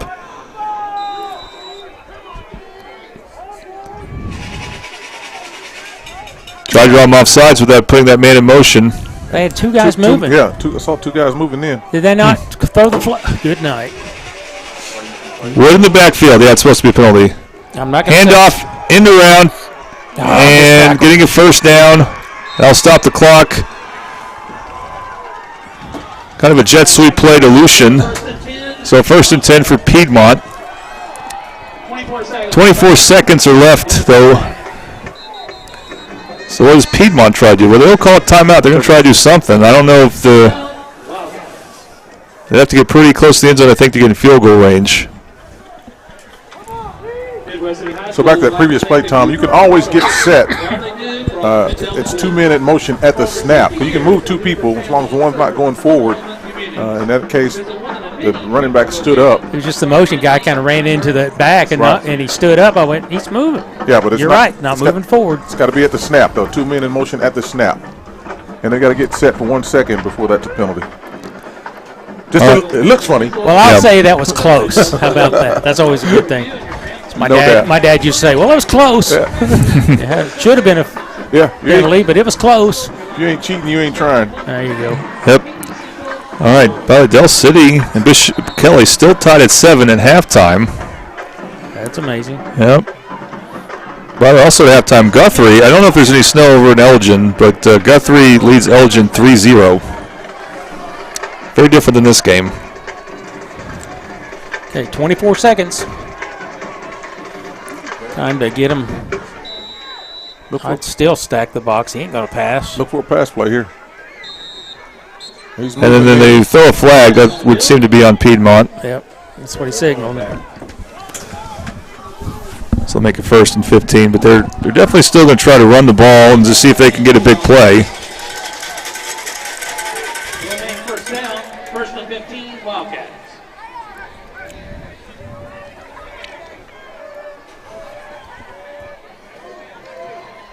It's a little more than 15.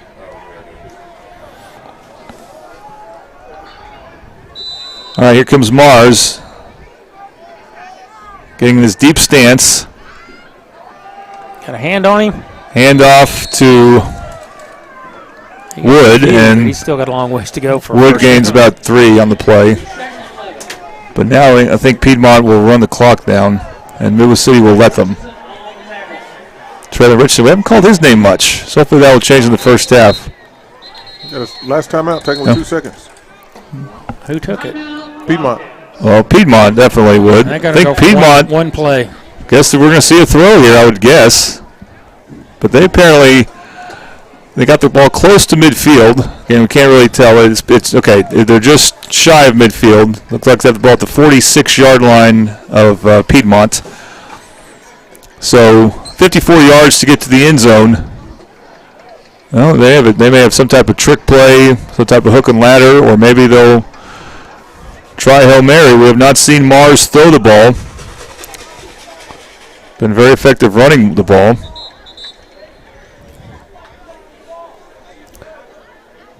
Well, our guys just got to wrap up and they get in there. We've had a... Yeah, they're not sending anyone deep for Midwest City like they did on the last play for Elgin. That's about the standard depth. I'd like to see Kalik Knighton knock one up in the air and one of our guys take it to the house. How about that? Let me predict. Yeah. Let me predict that one right now. Okay, well. Look for a flea flicker here. Yeah, be ready for anything here because it's just unusual Piedmont would do this. They're not the type of team to throw the ball deep, but that. So what else would they possibly do here? Well, there goes the flea flicker. They're going to run it. That's interesting. I don't know. They called a timeout for that. That's was kind of a waste because that's where you get you guys hurt right before halftime.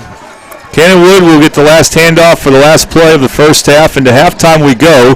Your score, Midwest City trails Piedmont 29-21. Let's see if Tessa, are you ready to talk to Coach Cade? Yep, I'm down here on the field with Coach Cade. So, Coach Cade, how did the snow affect your team? What kind of things does that do to your team mentally? Yes, a lot of it was our footing, and so we're there to make tackles, but we're slipping, so we're not keeping our footing. So one thing they got to figure out is how to play in these wet conditions. It was an awesome first half, going to play in the snow. I've never done anything like that. We just got to do a better job of keeping our footing and tackling the dive and winning the line of scrimmage. Now, going into this next half, how are you planning to stop Piedmont's run game? Oh, definitely. We're going to get on the board. We got a few adjustments up front. By moving our defensive line, we've been staying our defensive line, and that's been helping. So we made some fun adjustments that we think can help stop the run, because that's all we're doing is run the dive, and we knew we had to stop that. We're not doing a very good job of it right now.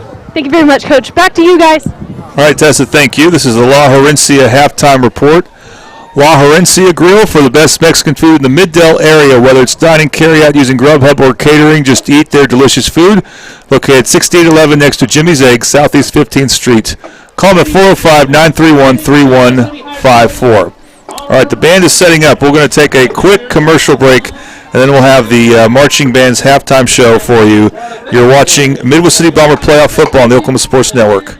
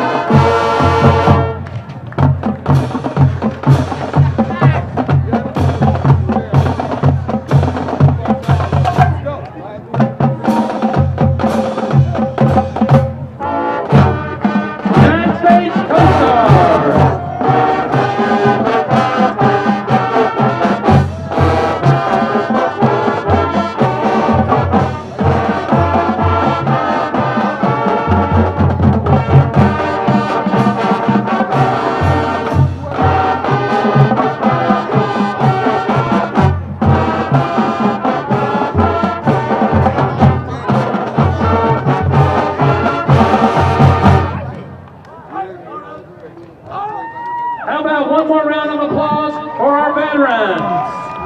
Thank you for your service.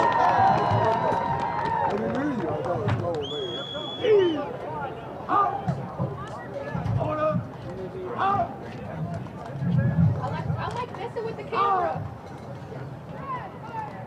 Was my shots good?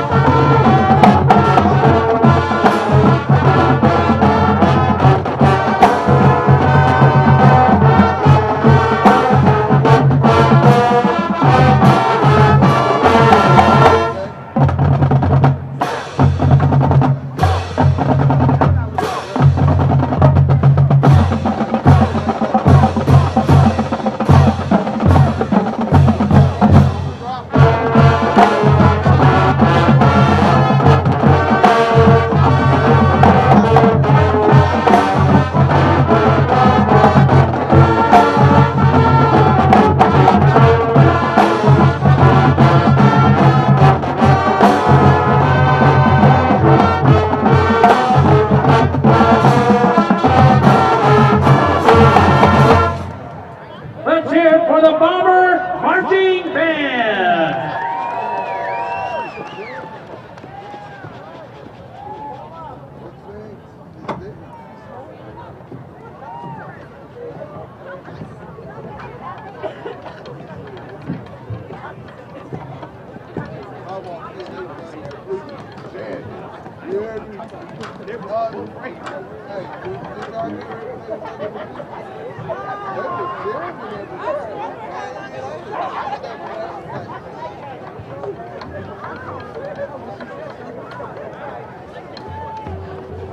Back by now.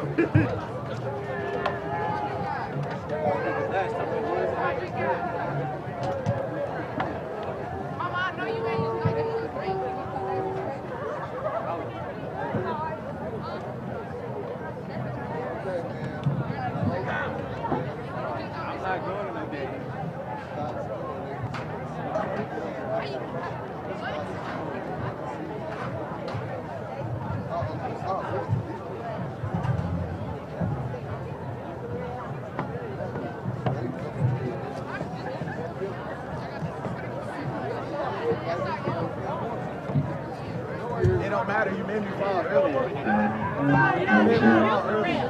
Huh?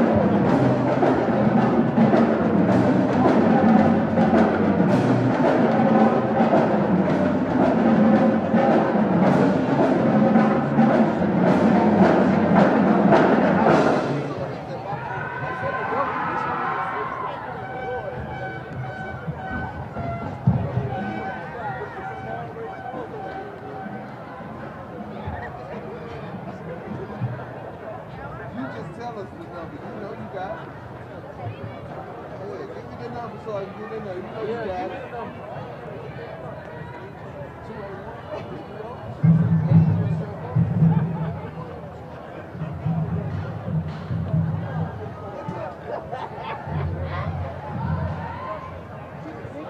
What is it? The last four?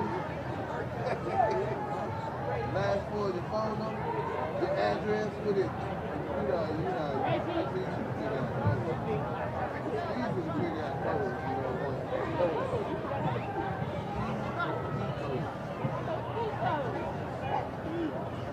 There's no key code?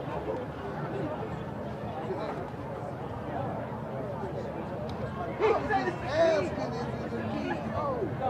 Key. They got a code to it. Is it a plastic? Is it like a plastic? You know what I'm saying? Like at the hotel.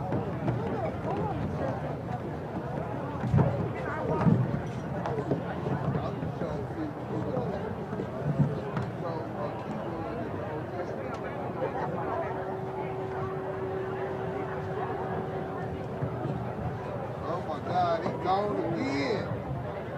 Almost. Man, X got about 3 touchdowns, 200 yards.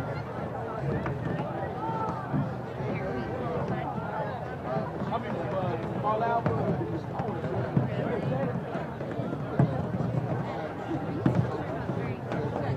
Really? Hey man,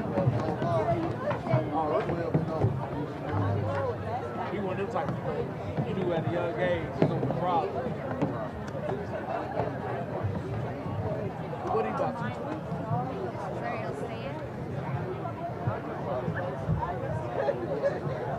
How tall is he? Marcus Dupree.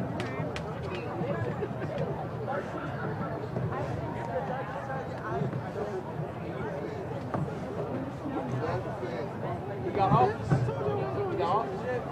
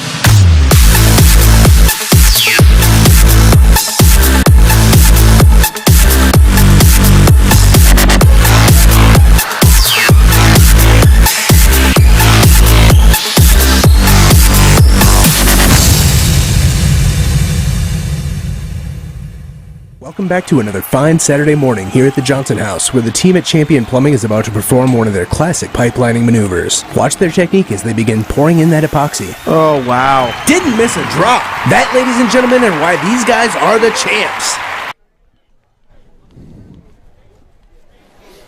Okay, we're turned up. Yep. When I'm flying, I put my helmet on, my visor down, my mask up. You don't know who I am. Whether I'm African American, Asian American, Hispanic, white, male or female. You just know I'm an American airman kicking your butt.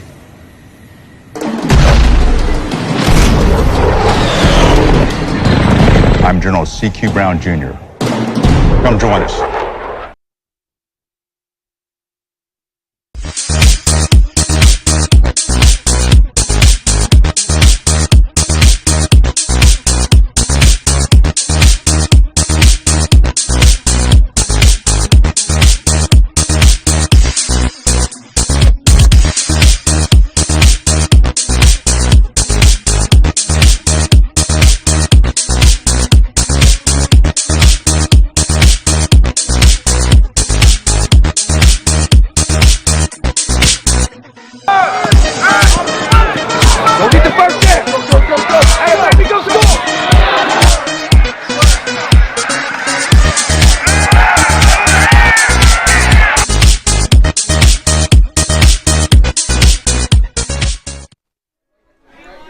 Welcome back to Midwest City Bomber football at halftime. Midwest City Bomber playoff football at halftime. The Bombers trail the Wildcats in a 4-1 matchup, but the 1-seed Bombers trailing 29-21. And, of course, they're going to have to figure something out, but they got an entire half to do that. Jordan Ray, Tom Carpenter, Dwayne Doolittle joining you here. And we're going to have something pretty cool going on right now. So at Midwest City High School, they have this memorial for some of the soldiers who died in Vietnam who went to Midwest City High School. Right there you're seeing, I don't know why it went sideways like that. That's cell phone footage, but kind of trying to show you the location of it in Midwest City High School. It's between what's called the small gym and also the field house. That was also the old entry to the school. Here's a more specific look at how they describe it right now. All right, so in honor of some of the men who've given their life to serve this country on this Veterans Day, we're going to recognize some of the Midwest City graduates who went to Vietnam and gave their lives for this country. Go ahead, Tom. Army Staff Sergeant Rex Bradford Freeman, class of 1953. Marine Sergeant Alan Perta Miller, class of 1960. Marine Private First Class Donald Lee Bernard, class of 1963. Army Sergeant Edward Glenn Baker, class of 64. Marine Private First Class James Larkin Eatman, 64. Marine First Class John Kirby Johnson, 64. Marine Corporal James Delton Moffitt, 64. Army Sergeant Sammy Ray Smith, class of 64. Marine Lance Corporal Larry Lloyd Riley, class of 65. Marine Lance Corporal Lawrence Stephen Robbins, class of 1965. Marine Corporal Benjamin Forrest Bolding, class of 66. Army Private First Class Randall Heath Burnsett, class of 66. Army Corporal Stephen Randall Costello, class of 66. Marine Private Stephen Scott Donahue, class of 66. Army Private Michael Roy Finnerty, class of 66. Army Specialist 4, James Dale Guffey, class of 66. Marine Lance Corporal Randall Lee McElrath, class of 66. Army Corporal Jerry Allen Kaiser, class of 67. Army Private First Class Kenneth W. Skinner III, class of 67.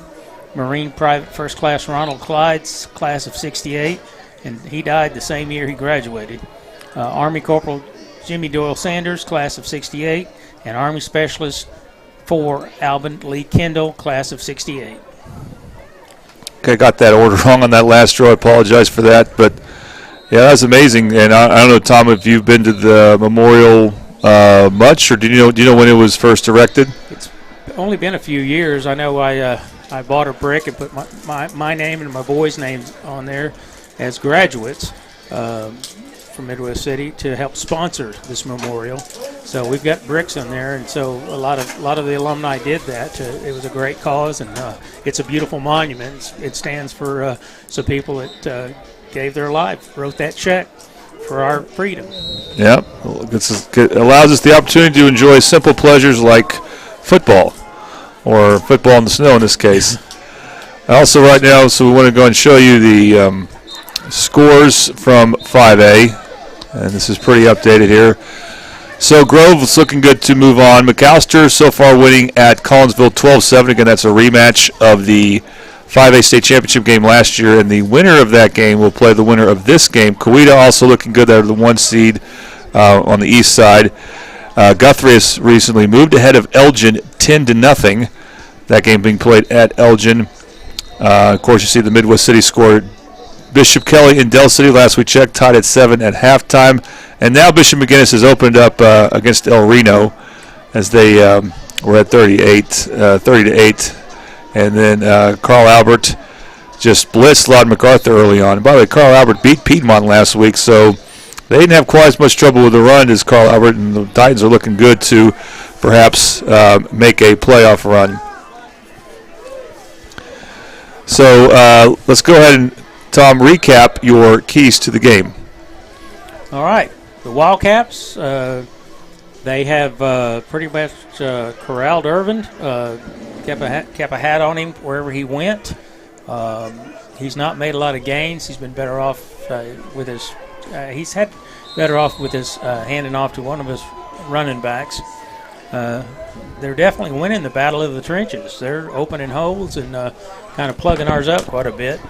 And they're keeping our receivers covered because we had more coverage of snow than we did defensive coverage. So I think this is going to make a difference in this half. I think Irvin's going to be able to open up and pass. For your Bombers, they did not put the pressure on the quarterback when they run that triple option. And I think that was kind of a broken option. It wasn't really a true triple option, but they're not opening the holes for a running game as much as we are used to. We've had some pretty good drives, but like I said, we've had to punt twice, and they haven't punted at all. And minimize the dumb penalties. Well, we've had a few dumb penalties, and I've seen some that were, well, maybe they could have called, but they're letting them play since it's playoffs. So I'll leave that up to Mr. Doolittle. Comment on that if he wants to. Well, it's the playoffs for the officials as well. So yep, they know the secret to success is just stay out of the way and as best they can and get the big stuff and look at the little stuff. All right, we're going to start the third quarter now. The third quarter is brought to you by Santa Fe Steakhouse. Steaks, ribs, fajitas, you heard. They have curbside pickup and immediate seating available if possible. Located at 7101 Southeast 29th Street in Midwest City. Call them at 405-732-0200. Cameron Doyle set the kickoff for Midwest City 2 Piedmont. This is the CrossFit Complete kickoff. We've been mentioning them a lot. CrossFit Complete, a community dedicated to the daily pursuit of fitness excellence. Yeah, now's the time we got to stop them here. If you're Midwest City on defense, you want to get a stop here, get the ball back to your offense, put some points up, even this game out, and then go from there. Let's see if they can. They're going to kick it short like it was an onside kick, and Piedmont just fell right on it. So Piedmont will have excellent field position to start their first drive. I believe they're right at the, 46? Yeah. Looks like it. It was a good job just catching that because he kicked it hard. Well, not where you want to start out on defense usually, but probably as good a time as any to take that gamble, Tom. Oh, yeah. I don't know if that was designed onside. I don't think it was designed. I think he just mishit it. Yeah, kind of squibbed it, and the guy got to it. It's interesting. He kicked it right at someone on the front line. You guys might be right. Maybe it was a mistake, and that's kind of a costly one. Then we'll see what Midwest's defense can do. What type of adjustments will they make? They don't have as many on the line right now. 4-man front. Yep. 4-3 look. They had a 6-man front for much of the first half, and they got gashed for big plays. Changing the play at the line. Mars keeps it. Another big run for Piedmont.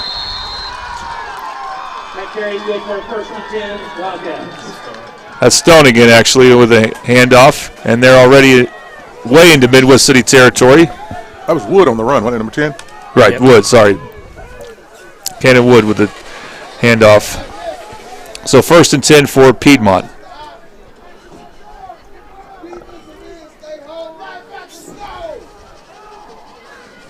Man in motion. Here's Wood. Good stop. Cleek Knighton brings him down. He's throwing him forward, though. Yeah, that was still a good run for Piedmont. Got about 6 yards on that. So 2nd and 4.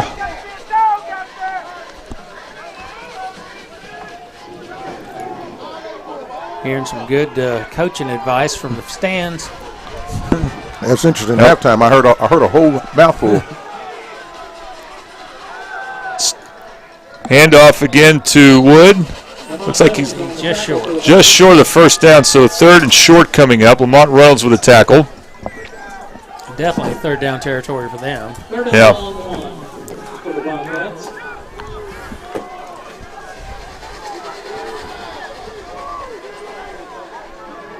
Third and 1. Quarterback keeper. Well, if he gets it, he doesn't get it by much. I don't know, Tom, do you think he got Tessa, do you think he got it? I don't think so, but also I'm not going to lie, it's still hard to see on that field with the snow. Yeah, especially those white uniforms. They almost stripped that football away from him. That would have rocked. Well, they're not calling it fourth down yet. Now they are. Yeah, fourth down. 4th and 1, so Midwest City held on that quarterback keeper. Now what's interesting here is, will that set up an outside run?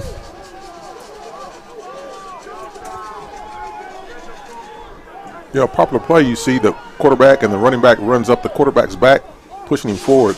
That's illegal in high school football.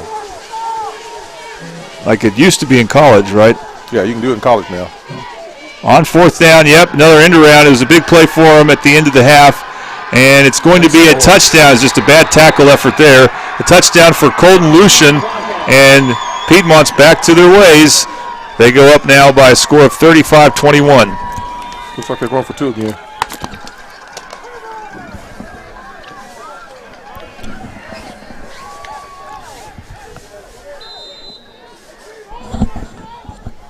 Keep in mind, Midwest City went for 2 and did not get it on their last touchdown, and those missed conversions could come up big here. We'll see if they can even it out with a defensive stop. Toss to Lucian, and Lucian lunges forward, and he got 2.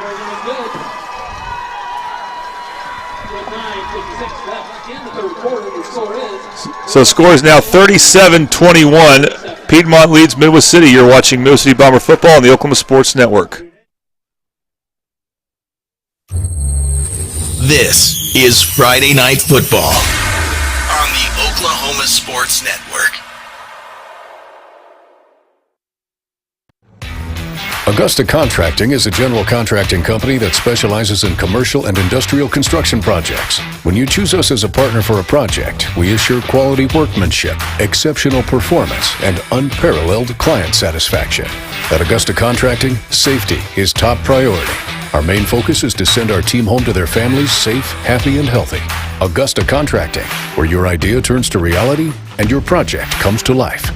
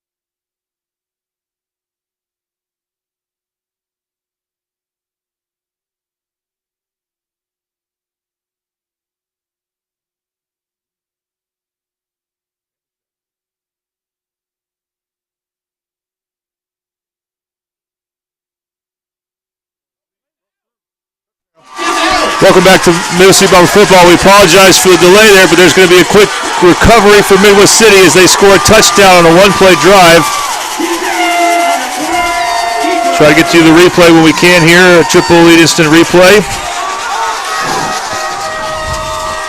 Triple elite world-class designs and hot new styles. You saw, Tom, just amazing how no one was around him after he broke through the D-line there. When he was in the line, one of their guys had a hold of him I thought was going to bring him down. He just ran through that tackle, and he saw, I would say nothing but green, but he actually saw nothing but white and green because some of the snow is kicked around, and it's green and white out there on the field. We're going to go for 2. Palmer's lining up for 2 here. Heavy package again, Urban. Gives, cuts, touchdown. And they get the 2 points. Running to the left side. Huge response from Midwest Cities. They're back to being down by 8 like they were at halftime. What a wild game we have. Piedmont leads 37-29, and you are watching Midwest City Bomber football on the Oklahoma Sports Network.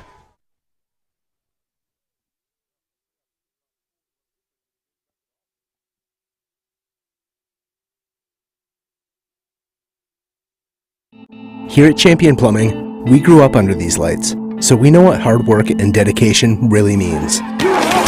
Because to us, being the best is about helping our community when they need us most. It's about giving our all on every play and every job. Being your hometown champs means being part of a team that succeeds together.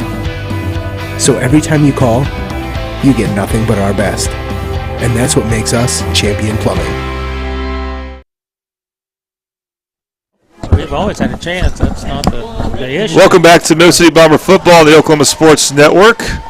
Your score is now 37-29. Here's the kickoff for Midwest. Let's see if they do better as far as field position goes. Here's Cameron Doyle's kick. Deep onside. And it's fielded by Piedmont. Oh, face mask. They make a man miss. They get to about the 40-yard line.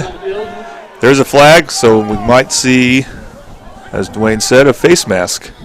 Yeah, he had the whole thing in his hand then.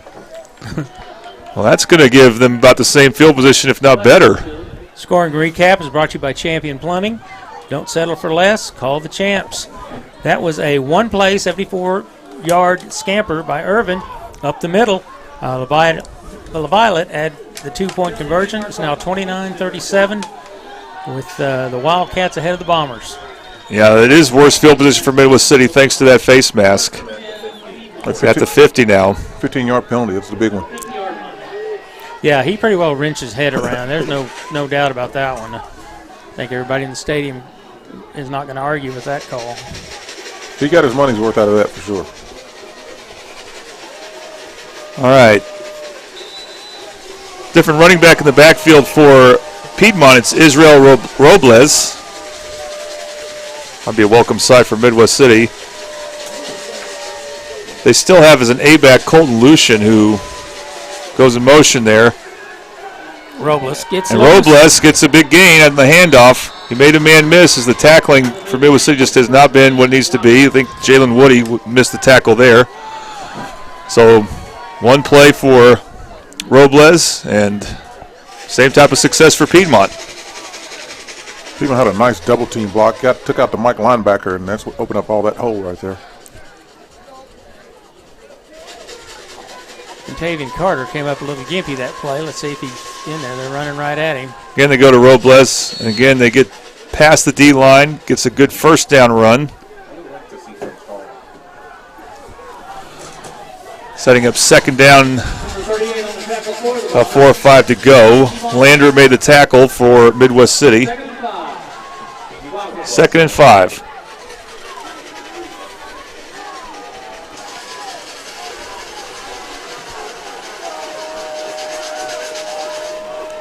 And again, they go that kind of like a jet sweep type play, end around to number 1, that's Lucian. And he will get a Piedmont first down. There's a whole lot of action going on there when the quarterback takes that snap. Yep. I'll be surprised if they go back that same look and bring the quarterback around this near side. Midwest City defense just needs to settle down and read before they react. A lot of times it's just getting an arm around the leg and tightening it up and bringing them down. They're not slowing down that option at all. Piedmont taking their time on this play.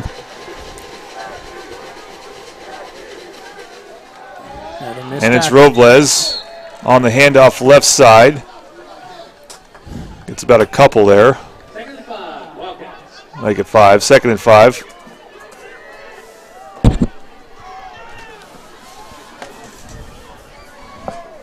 Well, you know it's coming. Sometimes that's not enough.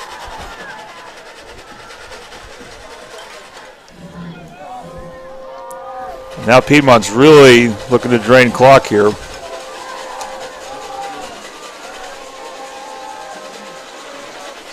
Robles again. This time he's stopped. Now the ball is fumbled for sure. Let's see what the call is.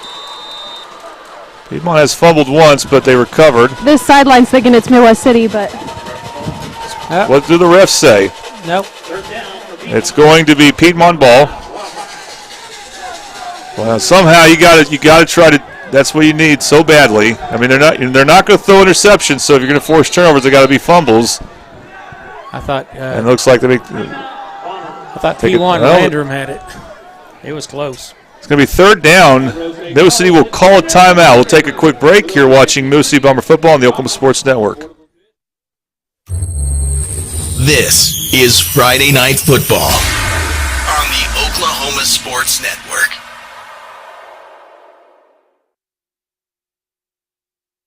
We come from different backgrounds, with diverse interests and unique learning styles. Finding classes that fit your individual needs isn't a challenge at Cameron University. A small campus and dedicated faculty ensures there's always someone close by to guide you on your journey. Your success is our success. Your education is our mission. At Cameron University, you're not a number, you're part of the family.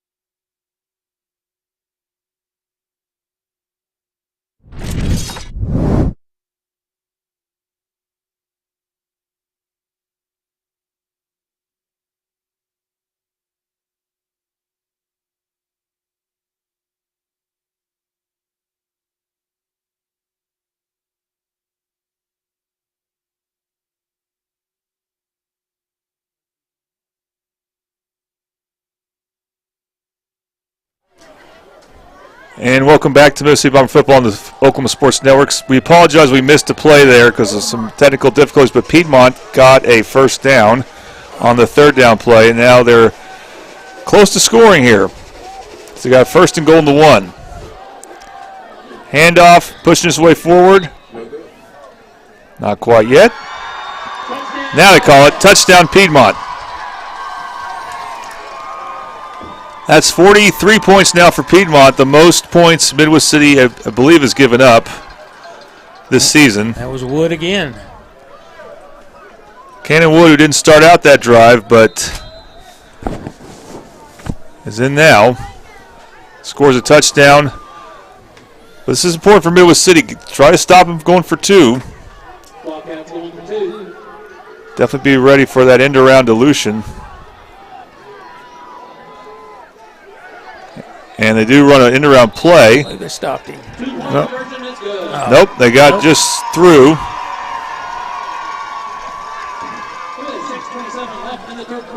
And that was Jaden Fuston with the 2 points.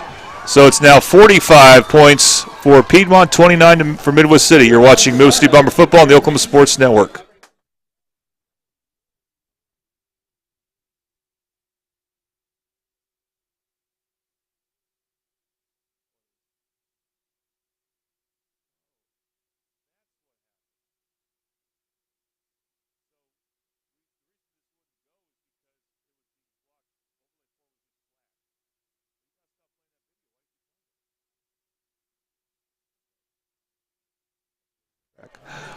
And welcome back to Middle City Bomber football on the Oklahoma Sports Network. Jordan Ray, Tom Carpenter, Dwayne Doolittle, and Tessa Durrell. Piedmont just scored to go up 45-29. Here's your CrossFit Complete kickoff coming up. Bombers need to answer and answer quickly here. Yes, sir.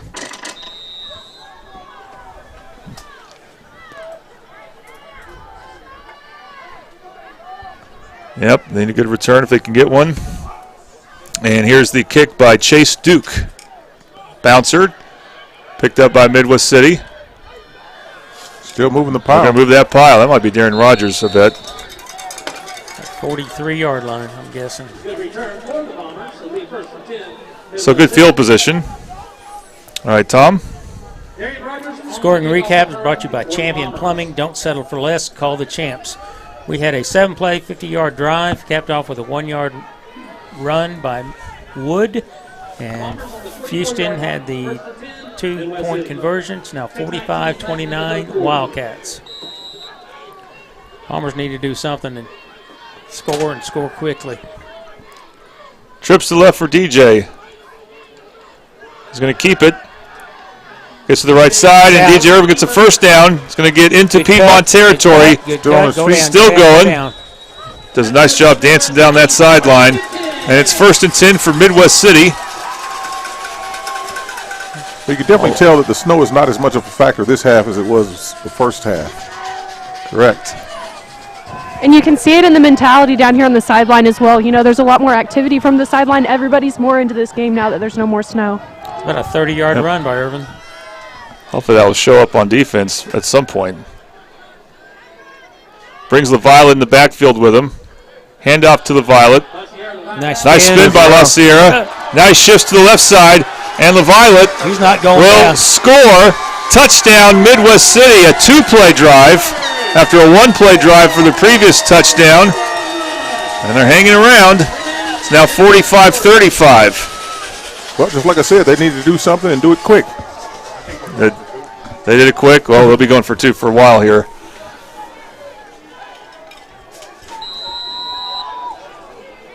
They got their last 2-point conversion. They have to get these. They have to be about perfect here to keep pace with Piedmont. And a 2-play drive is what they really got to keep up the pace with. They figured out the Rubik's Cube on offense. They just got to get this thing solved on defense. Exactly. Jumbo package. Handoff.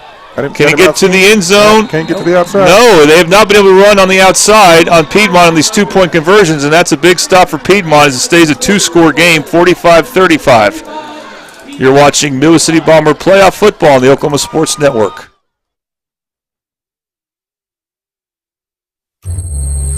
This is Friday Night Football on the Oklahoma Sports Network. We come from different backgrounds, with diverse interests and unique learning styles. Finding classes that fit your individual needs isn't a challenge at Cameron University. A small campus and dedicated faculty ensures there's always someone close by to guide you on your journey. Your success is our success. Your education is our mission. At Cameron University, you're not a number, you're part of the family.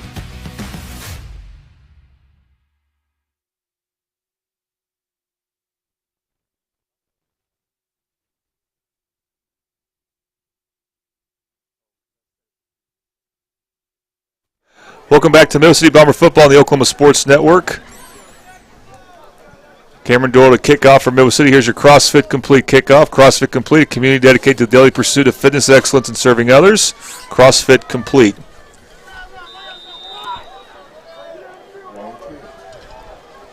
Midwest City needs a good kick here. Has good hang time. And they fielded much better. No face mask, it appears, this time. And so Piedmont will take over inside their 30. Maybe that will give the Bombers defense a little bit of momentum here. Sophomore Clarence Woodbury on the stop. Nice tackle, too. He wrapped him up. That's what we've got to have. Nice coverage, nice containment.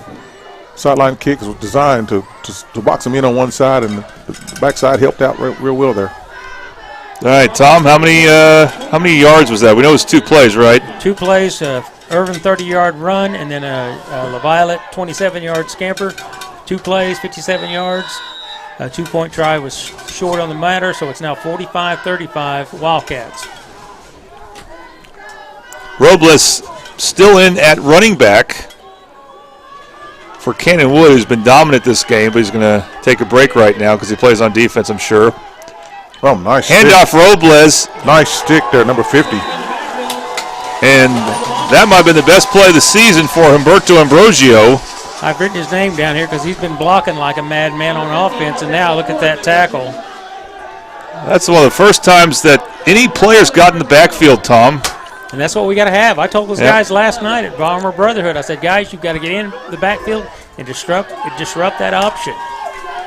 Bombers back to looks like a 6-man front there. I see 7. 7? And they should. They're making pass. They've got their ears pinned back here. They're susceptible to a sweep, though. And the sweep play has gotten Midwest City. Now they'll drop 3 back. Oh, they moved. Yeah. It's going to be false start on Piedmont. I think, Tom, what's interesting is that was an audible for Piedmont, and then when Midwest City saw it was an audible, they dropped 3 linebackers back. Well, this is the best position their defense has been in to force a punt. As we're going to look at 2nd and 16. If you can't stop them here in this situation, you definitely deserve to lose. Well, nobody deserved to lose. I'm not going to say that. That's not what we say, Jordan. Okay, you don't deserve to win. Okay, that might be it, but you might blow your chance to win, but you don't. Nobody deserves it. But these guys are gonna stop them right here. I've got faith in them. Back to a 7-man front. There's that sweep play. There is that sweep that's worked so well for him. Can he get to the outside? He got it. Somersaults his way. Again, that's number 1, Lucian. That play has worked for him every time. It's going to lead to a 3rd and short. That's just not what you're hoping for on 2nd and 16. Nope. But we're going to stiffen up right here. What are they doing? Oh, I was about to say, I had the marker on the other side, 3 yards short, and it's actually about 1.5 yards, maybe. 3rd and 1, man. Maybe a yard, full yard. Let's hope they can blow it up right here.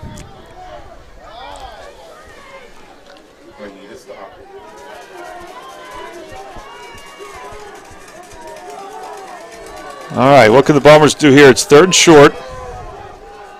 Hand off to the up man, and just all that momentum. They just run hard, run through the tacklers like Midwest City running backs often do. That's a big first down for Piedmont. And again, it was that sweep play, end-around play, however you want to describe it. When they get to the when they run that play with Colton Lucian, it's been extremely effective. It's kept Midwest City off balance.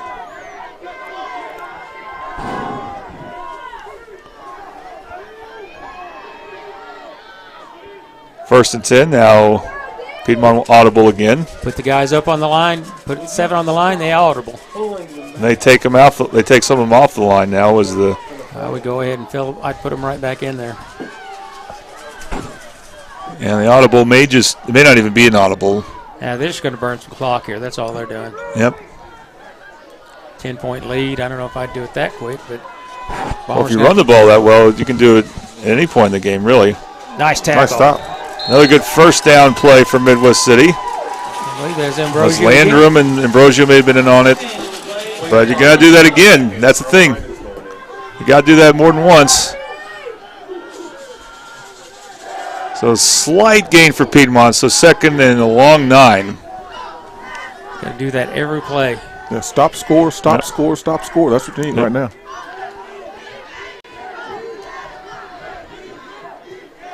Reminds me of what Dwayne Bradley says for basketball. It's exactly his motto for his teams. Again, a sweep on the outside, and it's going to be a solid gain for Piedmont. And close to a first down, and it will be. Let's see where they mark it. They get into Midwest City territory.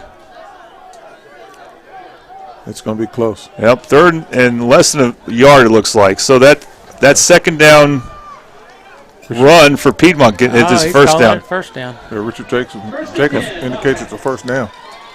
Just the fact they can get to the outside on that, and that's kept the drives going. We haven't stopped them. Yeah. That was 2nd and 16. We had a chance, but.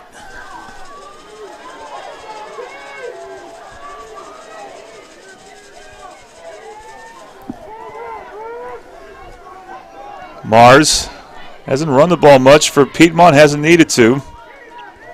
And they've been very effective with Israel Robles.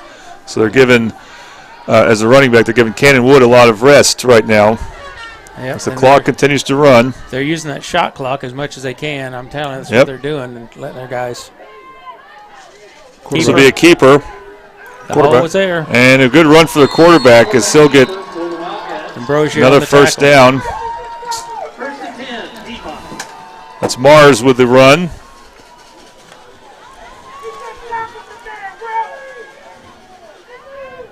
And another first down for Piedmont.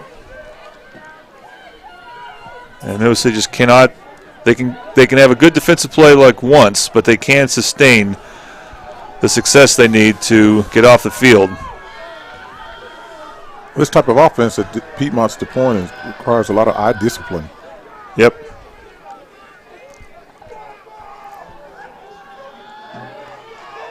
Hand off to Robles. They hit him, but they didn't knock him down.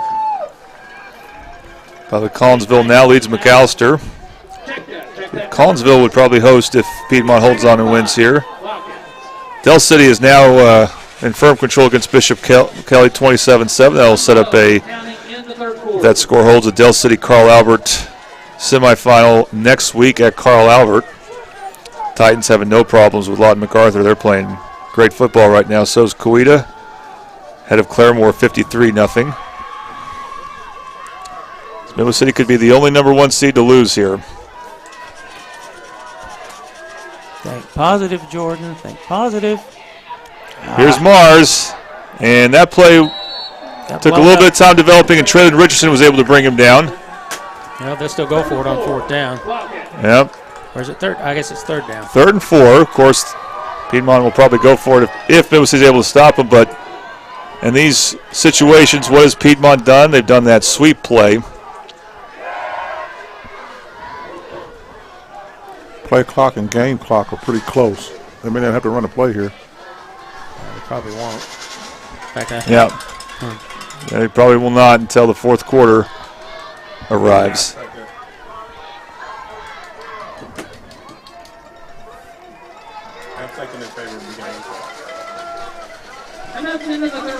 All right, so that will end the 3rd quarter.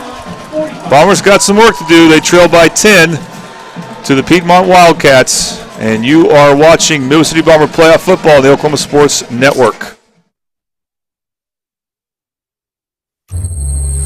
This is Friday Night Football on the Oklahoma Sports Network.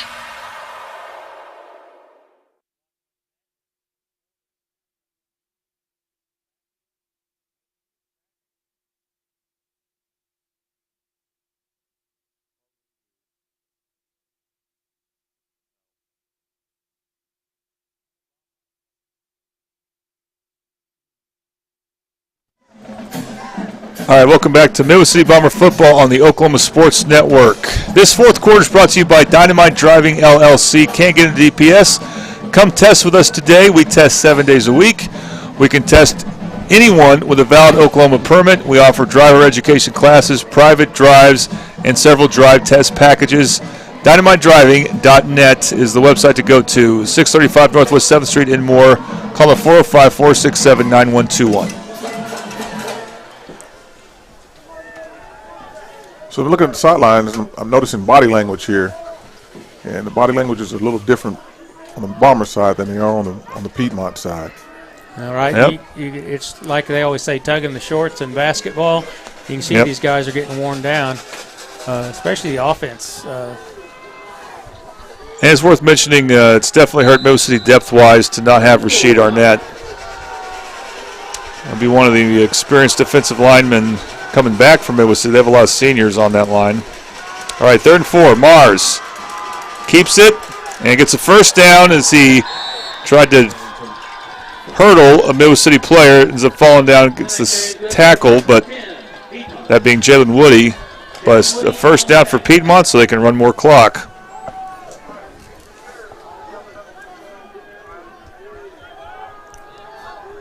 I've umpired baseball at Piedmont, and I can tell you they've got some nice facilities. They got brand new baseball, softball.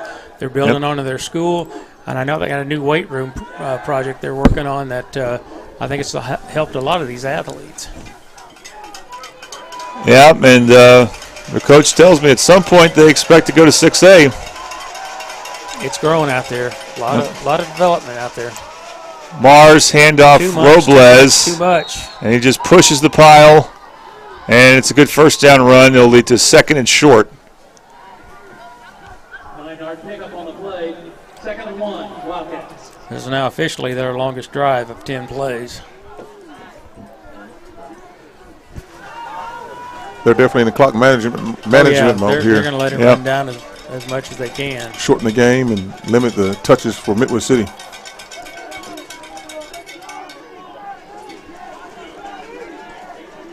We need to get that Bomber magic going and hope for a turnover here.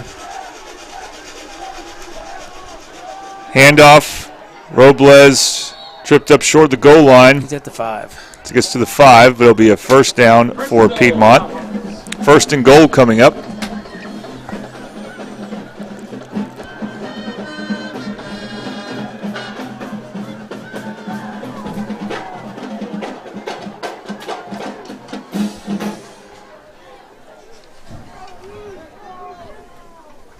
Piedmont has the clock down to almost 10 minutes, and this drive started in the third quarter.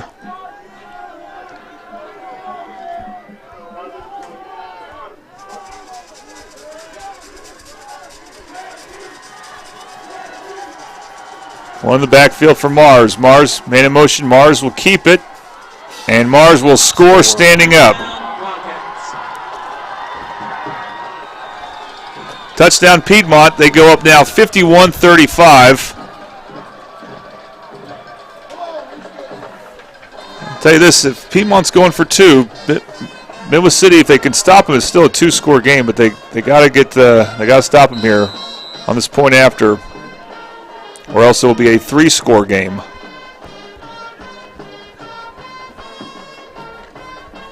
Wildcats going for 2.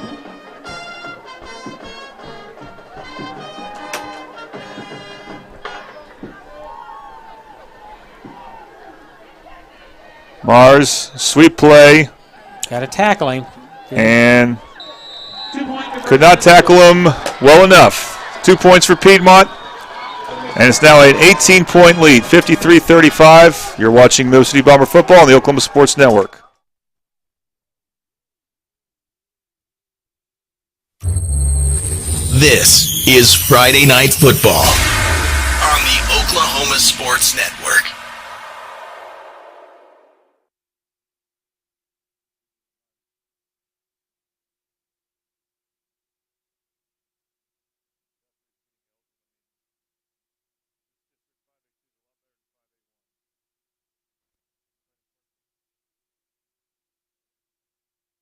When it comes to your home, you need someone that you can trust to keep fix and protect their homes.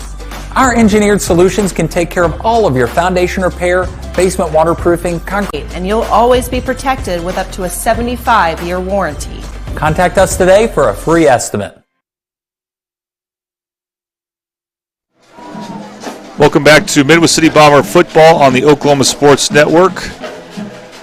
Midwest City down by 18 with 10 minutes and 2 seconds to go. This is now an emergency situation for Midwest City. They have to score quickly like they have been this half, but then they have to figure out a way to get stops, which they have not.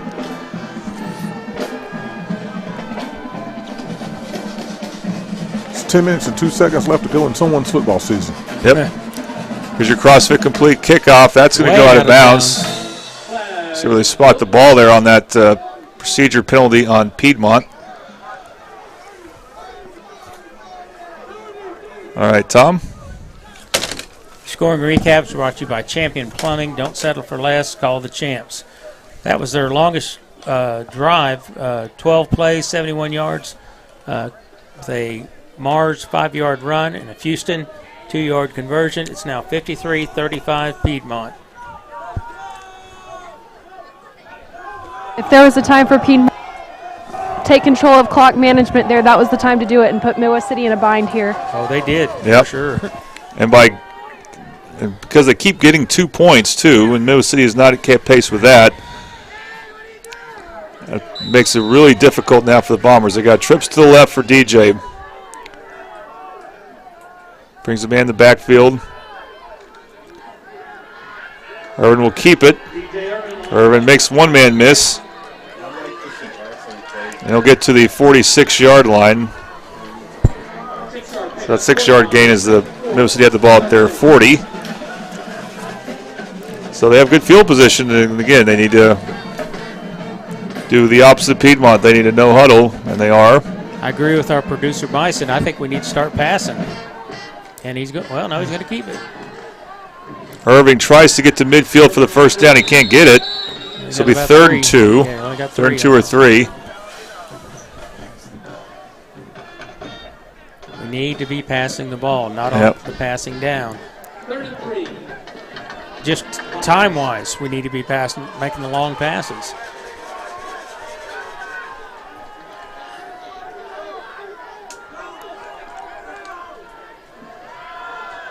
Woody, handoff. Rogers, I'm sorry. Forward progress might give him the first down. It's going to be a little short.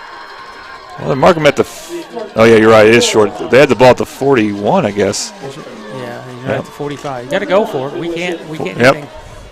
And I'd go ahead and throw the long ball. I don't, Well, that was a free kick out of bounds. It's a first down at the 35. Should have been a first down at the 45.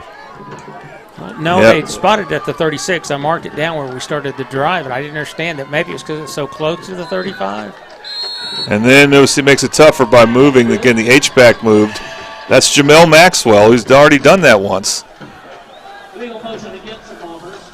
Under the back 5 yards. That's just when you feel the weight of the situation. And so this is going to be 4th and 6. Most important play of the season for Midwest City. No doubt. With 8:31 to go, we got to get on the board quick. Irvin. Gonna keep it. Will keep it. And he's going to get the first down. Found the hole he needed to. Got the first down. That's a senior who doesn't want his season to be over. Yep. Well, the way we look at it, though, he's going to need to start throwing the long ball because what do we get now? We got to get 3 scores. So, yeah, it's not a good clock management drive yet, but there's still over 8 minutes for Midwest City. 1st and 10 for DJ. This has the ball at their 48-yard line. Handoff of Violet. Nice defense for lose a bunch. Piedmont. He just couldn't get to the outside, so their defense has been making more plays. It's allowed them to get some stops. Jacob England with the stop, and then Cannon Wood came in to finish the job. So 2nd and 13, they'll lose 3 on the play. Now you definitely have to consider throwing the ball here. Irvin will bring LaViolet to the backfield. Irvin will run it, and he'll get close to the original line of scrimmage. It'll just be a yard short of that, so we're looking at 3rd and 11. As Piedmont just does a good job of containing him sometimes, or containing the run. So 3rd and 11 here. Now we're going to have to pass, and it's going to be an obvious passing situation. I wish we'd been passing on the earlier downs. Broyles, the inside receiver. Sissons outside. Not many called pass plays for Midwest City. LaViolet's in the backfield. Yep, we'll see what they do here. Irvin will keep it again. Irvin will get to past the 50, get to about the 47. So we're looking at 4th down. About medium, I'd say, about 5 to go. Yep, 4th and 4. Nope, Mice and the PA announcer agrees with me. 4th and 5. Hard to tell with the snow, of course. But the ball is at the 46-yard line of Piedmont. And Noosa needs to get to the, it's like about the 36 or 37 there.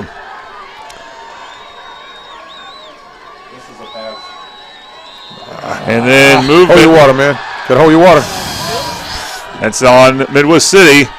They've already committed one false start on 4th down. They overcame that one. Now Broyles comes back in. Let's see if we can throw the ball to him, please. Yep. 4th and 9 upcoming. Yep. Broyles. Sissons is out there. Broyles is the in-between receiver on the right side. Talked to Sissons last night. He didn't want the season in. He was pretty fired up and was making a commitment. He's going to do what he can. Twins on the left side, trips on the right. Irvin will pass here. Irvin, toss, and then it's dropped. That's Darius Jackson. That's an unsporting-like foul we'll see on the flags. Yeah. But unsportsmanlike, I assume, after the play, or? Yeah, the down will count. Yep. It is on Piedmont. It's a dead ball, personal foul. So the down counts. It's still going to be their ball. So they'll mark it backwards 15 yards.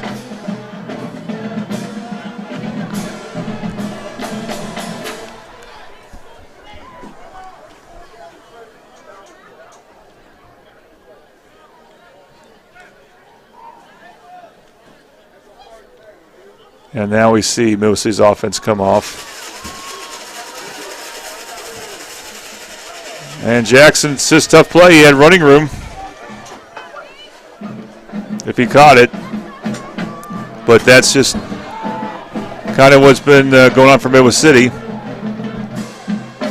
That's the second pass play they've thrown tonight? Well, they threw 2 in a row in the first half. One went deep, and then one was a short pass play to LaViolet.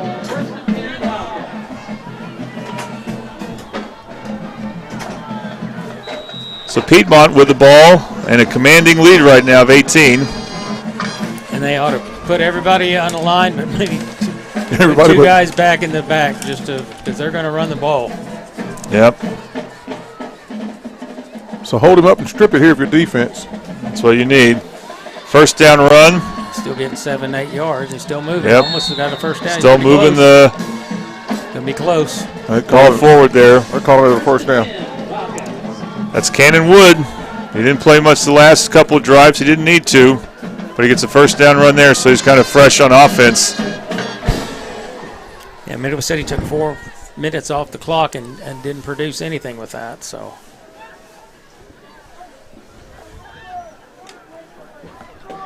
And, of course, they're going to run the clock.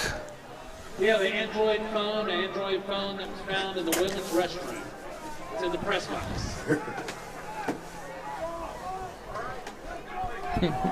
What's that, Seaver? So,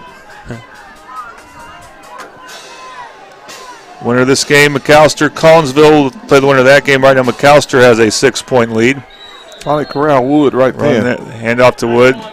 Good stop. Got him for only 1 yard there. 2nd and 9 coming up. Have somebody down. Number 91 for the Bombers there. Well, that's Lamont Reynolds, who it's his last game. Yep, taken. He was not playing as much on defense as we're used to seeing. He was taking some more alternating reps more than we usually see him on defense. Anyway, hope he's okay. We're going to take a quick break. You're watching Midwest City Bomber football on the Oklahoma Sports Network. This is Friday Night Football on the Oklahoma Sports Network.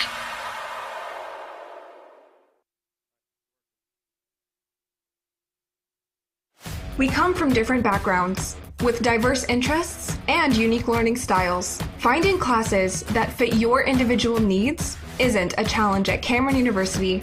A small campus and dedicated faculty ensures there's always someone close by to guide you on your journey. Your success is our success. Your education is our mission. At Cameron University, you're not a number, you're part of the family.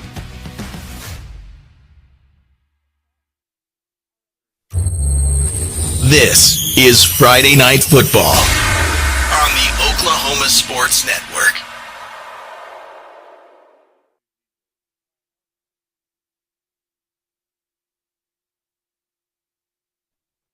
He's going to be very emotional. Welcome back to Midwest City Bomber football on the Oklahoma Sports Network.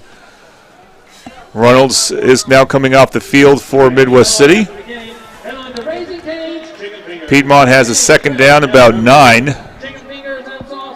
They've already brought the clock down to 5:10. They've just had complete control of this game. They scored a touchdown every time they've had the ball, except when they had the ball with about a minute to go in the first half. Yeah, they have not punted. We don't know if they have a punter. They said they did, but they've technically they do. But yeah, you're right. It's prove it, huh? And that's our defense. We've had to do better than what we've done. Midwest City's been stopped 3 times on defense, and that's the difference. It's a 3-score game. Hand off to Wood. Nice hit. Wood gets about 3 on the play. Is that Jackson? Cy Johnson, one of the sophomores on the team who has a bright future for Midwest City. We'll be looking forward to seeing some more of him next year. That's right.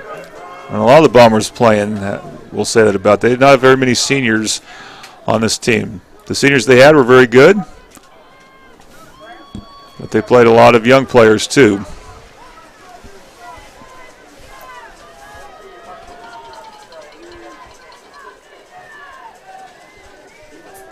Mars will let the play clock run down as Piedmont calls a timeout. All right, we'll take another break. You're watching Midwest City Bomber football on the Oklahoma Sports Network. This is Friday Night Football on the Oklahoma Sports Network.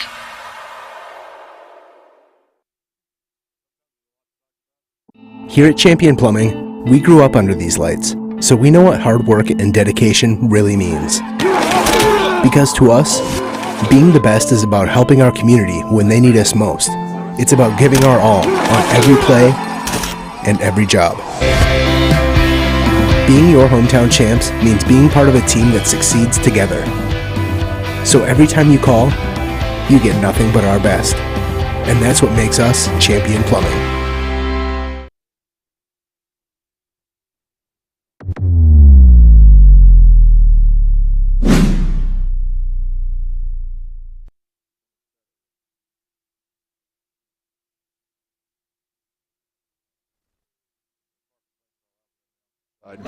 Welcome back to Midwest City Bomber football on the Oklahoma Sports Network. Piedmont coming out of a timeout here. We got a third down.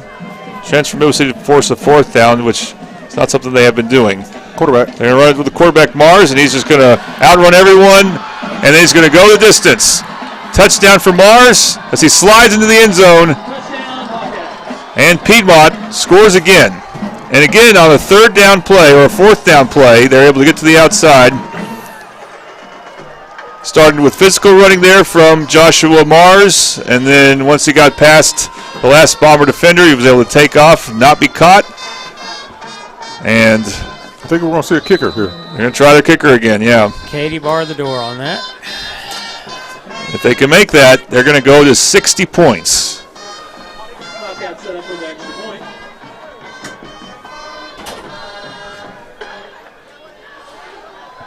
Pardon the pun, but it's been tough sledding tonight for the Midwest City Bombers. We'll give you that. Tough one. sledding, and their defense is. Wait, that's a dad joke. Just, yeah.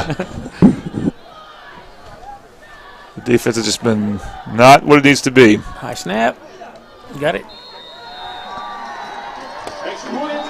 Extra point is good for Chase Duke, and that's 60 points now for Piedmont.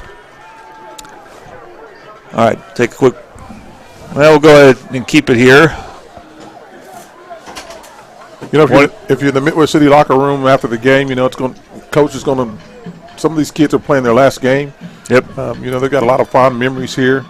It didn't end well tonight it hadn't gone well. Let me say that first. It hadn't gone well for the Bombers tonight, but that team from Piedmont, they earned the right to be here tonight. Yeah, they outplayed us, and that's all we can say about it. They got started early, they found some success, and they built on that. And my senior year, we didn't know how to lose. We were 10-0, first round of the playoff. Tulsa, Washington played us on a very cold night with some ice on the ground, and it was close, but they beat us. Yeah. And the reality is that half the teams that suited up tonight will lose.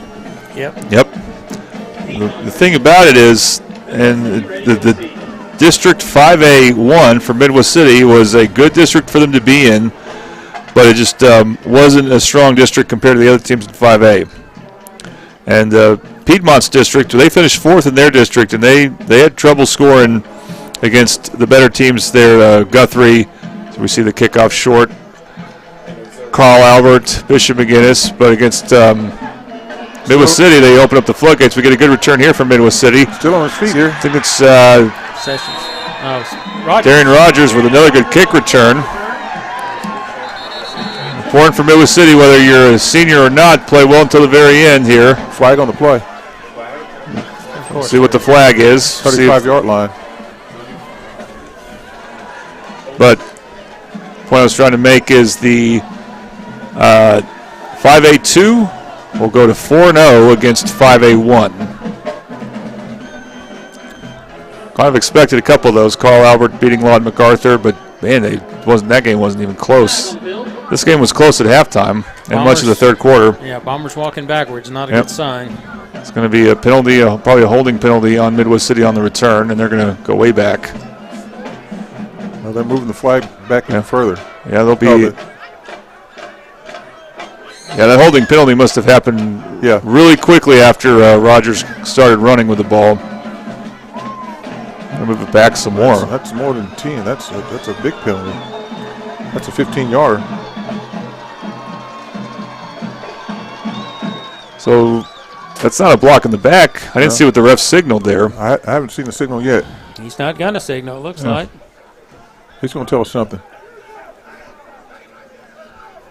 First and 10, Bombers. Personal foul. That's all he's going to say. So it's a spot foul from where the personal foul took place. Is that correct? Yes. Okay. 15 yards previous from the spot because it's behind the end of the run.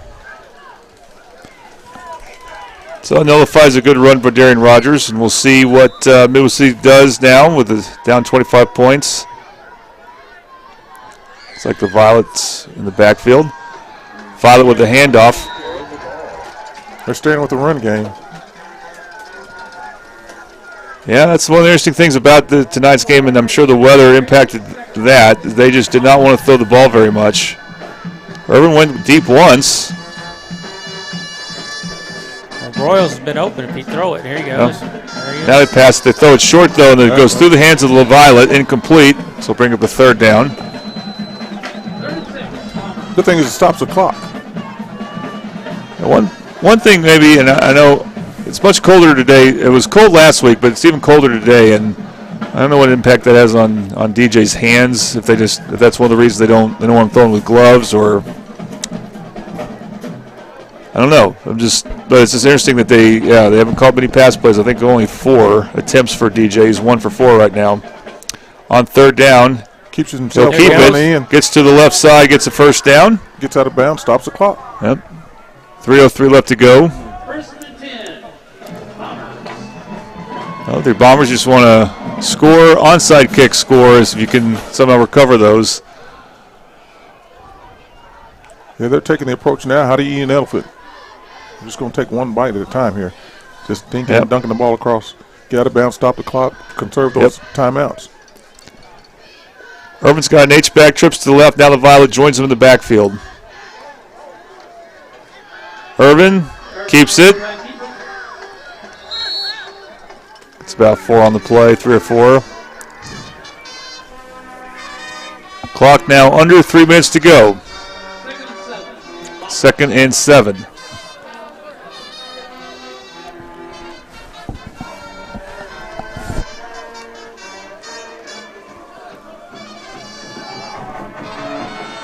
You know, the takeaways from Midwest City this year, if they're not successful, they were the district champs. Yep. Yeah, they were. Undefeated District 2. Yeah, that's going to be a personal foul, 15-yard penalty right there. We'll take it. Someone's helmet came off. That's LaViolet's helmet, yeah. It was ripped off.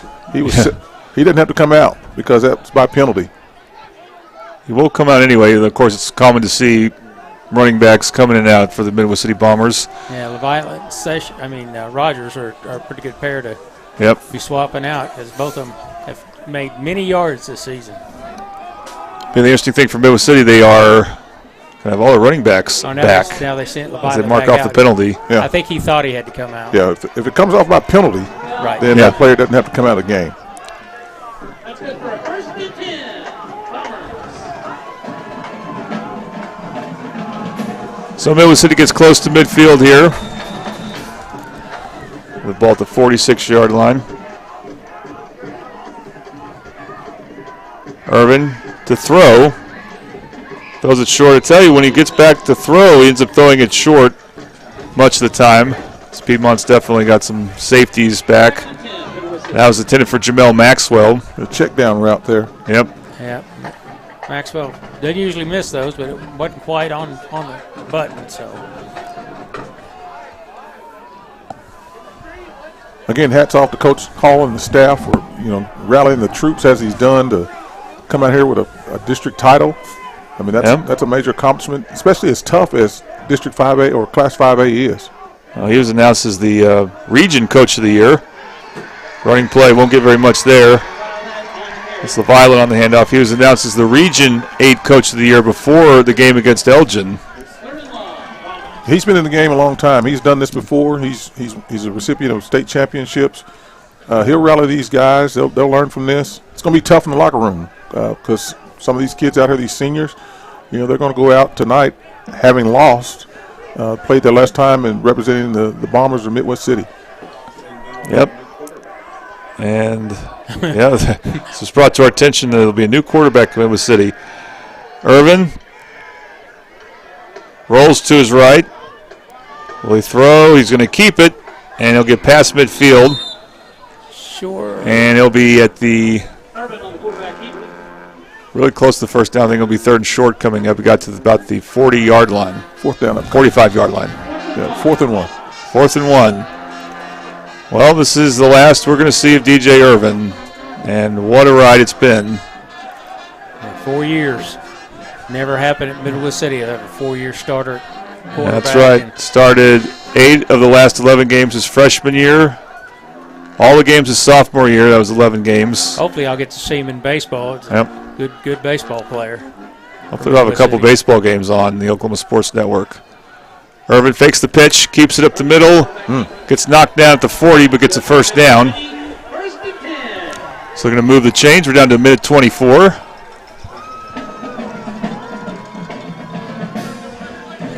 Guys, the reality is that next week some of these other teams will face this same reality that their seasons will be over with. There's going to be one champion crowned in Class 5A. And as we see, it's 5A's deep. Well, I told the guys last night, I said, you played 2 of the toughest teams your first 2 games, and I think it was a good wake-up call, and I think it made them better. Irvin, that's a screenplay to LaViolette. And LaViolette will get close to another Midwest City first down. We're under a minute. There's another to go, and there's some extra stuff going on the sideline. Frustrations have started to take over a little bit now. That's something refs have to think about when you get into these games is are you going to see one team really frustrated that they're losing and the other team a little cocky maybe in this count. I'm not saying that was Piedmont's case, but I'm saying what you might have to be very conscientious about. We want to make sure this game ends without incident. Absolutely. You got to, when I was officiating, I was the umpire, and I always talk to the guys out there in the middle. Don't do anything crazy. Don't do anything stupid. Remember, your parents are watching. You're still representing your family. You're still representing your school. And after this game is over with, you're still going to be who you are, and that reputation will follow you. I like the officials that during the coin toss says, you seniors, you see a problem, you take care of it for your team. Don't worry about the other team. You take care of it. And I've always liked that. Let them self-police, and that way the striped shirts don't have to get into it. Absolutely. Yeah, if you take care of it, you get to them before I get to them, we won't have any problems. I always say to them in the huddle, 6 things. Have fun, be nice, don't hurt anybody, don't let anybody hurt you, make your parents proud, and expect me to be human.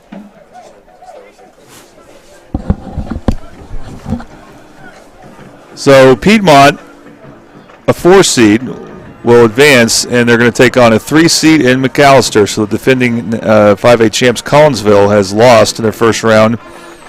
And so I guess McAllister hosts that. The reason I say I guess is I know sometimes they just go off the top of the bracket, which would be Piedmont. Here we go. What's it called? Maybe it's going to go both ways. We're sorting out these personal fouls. Yeah, it could be offsetting. Also, interesting game east of here next week. Del City playing at Carl Albert. Tessa, you'll be there. What are you looking forward to in that game? I think it'll be an interesting matchup there. Carl Albert's definitely improved throughout the season, and Del City's always been a strong team, so I think it's going to be a great game there next week. It'll be on the Oklahoma Sports Network, maybe on 2 channels. But good season also for Elgin will come to an end tonight. They had a surprise run, barely finishing second as they almost got first place in the district.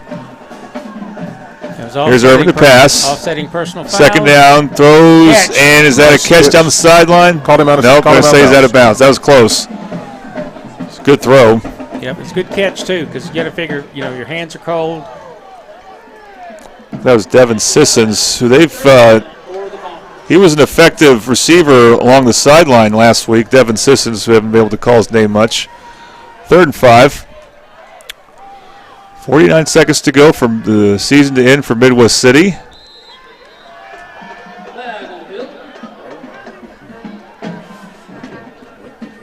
And I think we'll call all false start against Midwest, or offsides on Piedmont. Yep.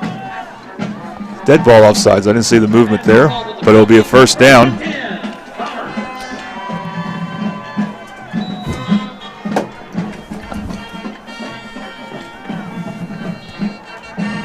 And then we see movement inside receiver there. Their guy jumped off, though. Their guy jumped across infraction. Yeah. I don't know. He's going forward first. So that's William Broyles, one of the seniors. He'll be his time playing football for Midwest City will come to an end tonight, along with Khalid Knighton, Jamel Maxwell, Lamont Reynolds, Quintavion Carter. Quintavion Carter is probably has the most starts of any senior besides DJ. DJ passed down the middle there, plenty of run room. Needs to get out of bounds to keep the drive going. Does not, so be first down. The clock should start running.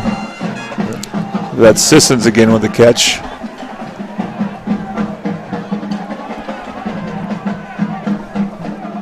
Under 40 seconds. 2nd and 3. Irvin back to pass. Fires to Rogers, I believe. That's incomplete. Handled. 25 seconds left in the Bomber season. That pass was as accurate as it could be.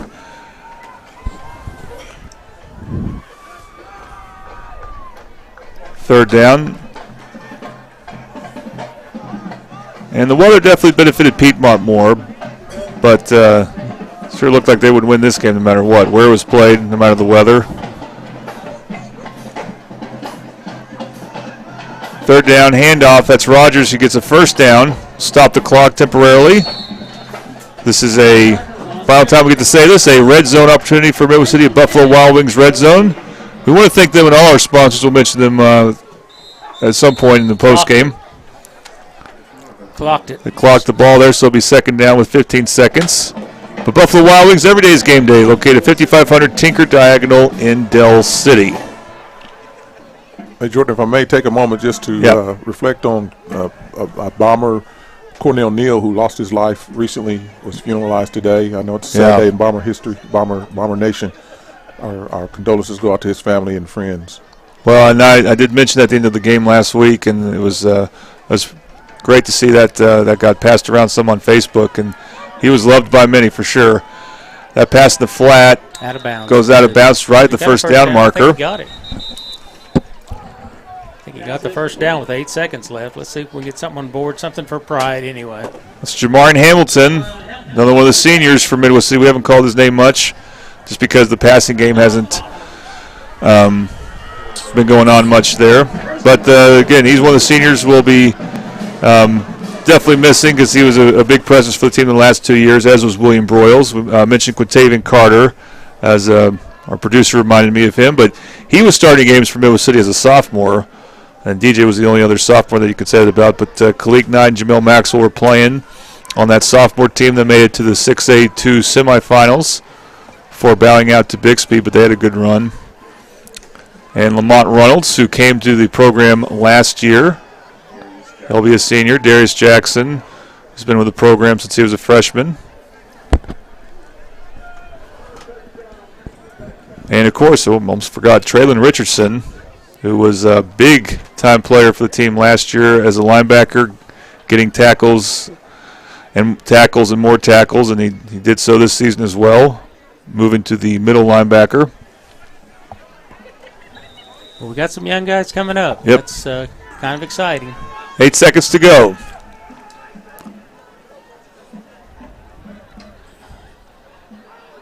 Irvin will pass.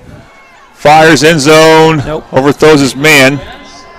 3 seconds left. 3 seconds left on the season for Midwest City, so this will be the final play coming up. It's Hamilton again, the intended target.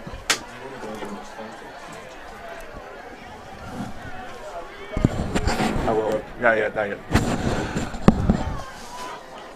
All right, one last play for the season for Midwest City, and they will go on the season 8-3 on the year. Irvin has an open man, and his last play for Midwest City, last play for Irvin will be a touchdown pass. And Midwest City gets 6 points. They get in the 40s. Who caught that? Let me see, was it 17 assistants? No. I think it was number 6. The 6? I believe it was number 6. Rogers then. Yeah. That's the ball game. Darren Rogers. Yeah, that's the ball game. They will not attempt an extra point. No, because it doesn't impact the the outcome of the game. So it's finals. Piedmont, congratulations to them. They will play McAllister in round 2. And they win against Midwest City, a 4 seed taken down a 1 seed at the 1 seed's home. 60-41 is your final score. And we're going to transition now to the Patrick Newby Farmers Insurance post game. Also, Tom, you had a favorite for player of the game? Our HTO player of the game, I want to say, is number 50, Umberto Ambrosio. He had a great game. I know he's a sophomore, but he had a great game on both sides of the ball. He's played all season with a lot of heart. Came back from being hurt in the middle of the season. He's done a great job. So, if Tessa, you can interview him if you get a chance, number 50. Yeah, as a sophomore, he may not be used to the being interviewed, but hopefully he will get to. I think he'll have a very bright future.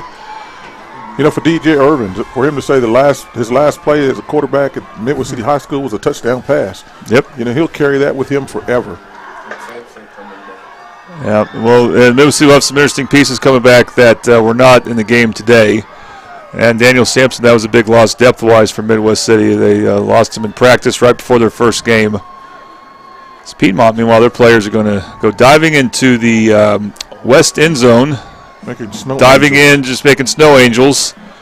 As they're going to enjoy winning in this environment. The weather, not something you normally see in high school football. And, of course, I want to mention more about Patrick Newby Farmers Insurance. The Newby Agency is your local Oklahoma Farmers Insurance Agency in Midwest City. Our agency is family-owned and operated, has been serving the public for over 40 years now.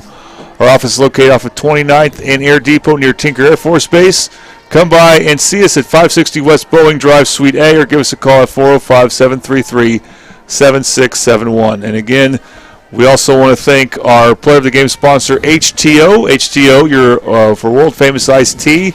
Their brand-new Midwest City location is a great place to just great environment because they have so many different teas you can sample, so many different flavors. And got some nice snack bars as well. Located 5615 Southeast 15th Street, HTO.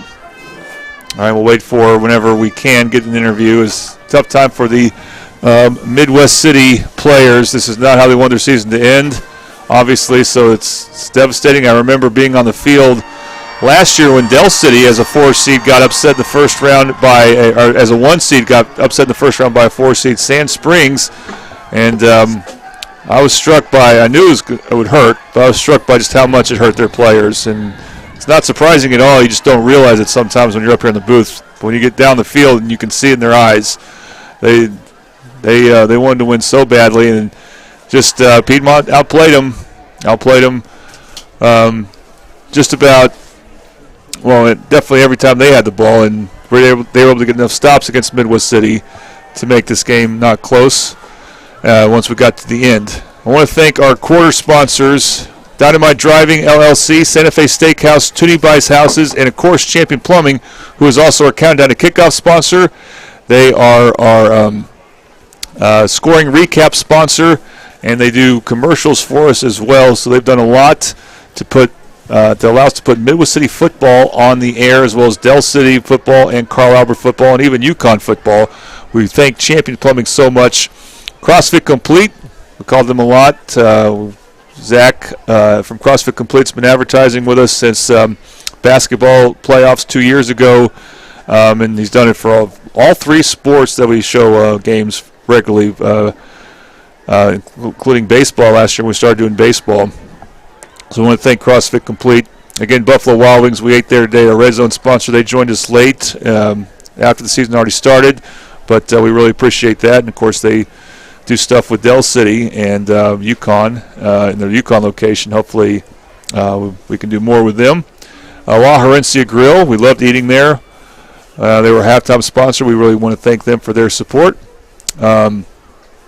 Starting lab sponsor, Bomber Nutrition, who's been with us for 3 straight seasons now. We really appreciate Bomber Nutrition. They are definitely a big part of the Bomber family. And Triple Elite, who's been with us also, I believe, for at least 3 seasons in different capacities. We really appreciate them. And of course, wait, Tom, am I missing a sponsor? Is there someone I'm missing? Yes, there is. I'd like to thank Squatchmos, which happens to be my son, and he's wanting everybody to know he's got a little Squatchling coming in a month or so, and we wish them all the best. But Squatchmos has been with us 2 years, and he really enjoyed being the keys of the game this year. So we thank them for their support. Yep, I think I got all the sponsors there. We have a long list. We had a great year in getting those. And want to mention, I'm sure going to look forward to the Carl Albert Dell City game next week at Carl Albert High School. Tessa will be there. Hopefully we'll get an interview in a moment with whoever she can. I know it's not easy interviewing players or coaches after a loss. And that's sort of the situation she'll be in, but hopefully we can get some final words there. And, Tom, year 4 of doing this with you. I've enjoyed it. Never gets old. I mean, the first day you met me, you go, "Do you know anything about football?" Did I really say that? Yeah, and I said, my answer was, "Well, yeah, I've seen it on TV."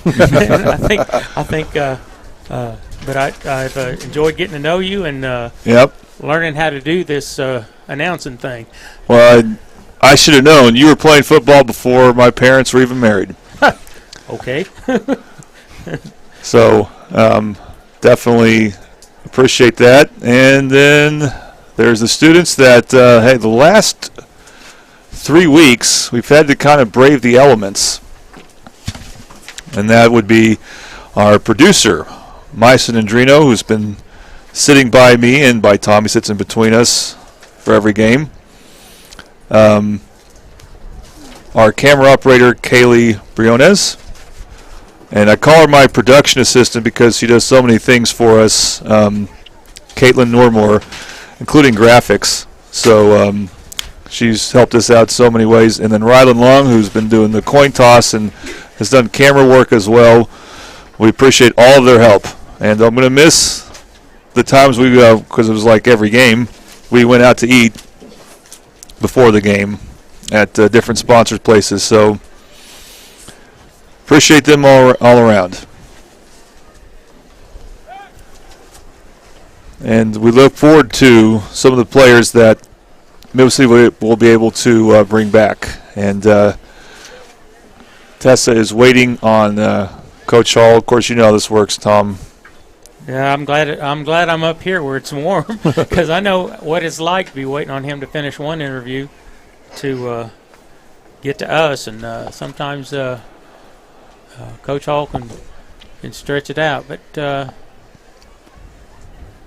I know he's got a lot to look forward to with some of his underclassmen.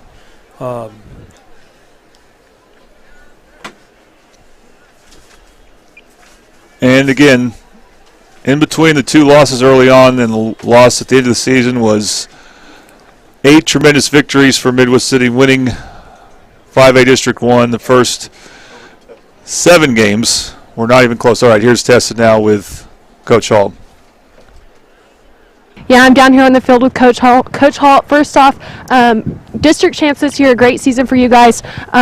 Now, what is it like to get to coach players like Urban? You know, he leads the team on and off the field, getting to see him lift those kids up on the sideline. What do players like that teach you? Well, it teaches me that, you know, there are a lot of good young men out in this world, and some of your best athletes can be that. I mean, and I hate it for him. I hate it for his teammates, you know, because it ended up a good season. It could have been a great season, and I thought it was going to be a great season. But we came out here and you know, didn't play defense like we're capable of. We put enough points on the game that that we expect to win. If we score that many points, I expect to win, but we just didn't do it defensively. But it's a team thing. You know, guys have got to make plays, and, you know, I'm going to miss him, and I'm going to wish him the best because he's going to be a success because he's always been a successful young man. He's always done what he's been asked to do, and I don't see that changing whatsoever. And Air Force Academy's got a great young man. Thank you very much, Coach. Back to you guys. Appreciate you. All right, thank you, Tessa. Appreciate all your help with us this season. And Mr. Doolittle, Dwayne Doolittle, we appreciate you being with us in the booth and explaining how things work with the refs. And we hope, again, and keeping me in touch from not yelling at the refs. Keeping Tom in check, but also hopefully making more and more of a case for others joining the OSAA, and we need more good officials in all sports, but definitely football. Absolutely. Our numbers are thin all across the board. It's been an honor for me to sit here in the booth with you to share what I could and add value to where I could. Thank you for the opportunity to be here. I noticed that the last 2 games I've been here, there have been over 200 points scored in football. I mean, that's right. Those are basketball numbers. And watch the Bombers go up and down the field to be reunited with Coach Hall, who I've had a long friendship with and tenureship with on the field and off the field. And so it's been fun to sit here and chop it up with you guys. All right. Well, thank you very much. All right. Well, this will do it for us.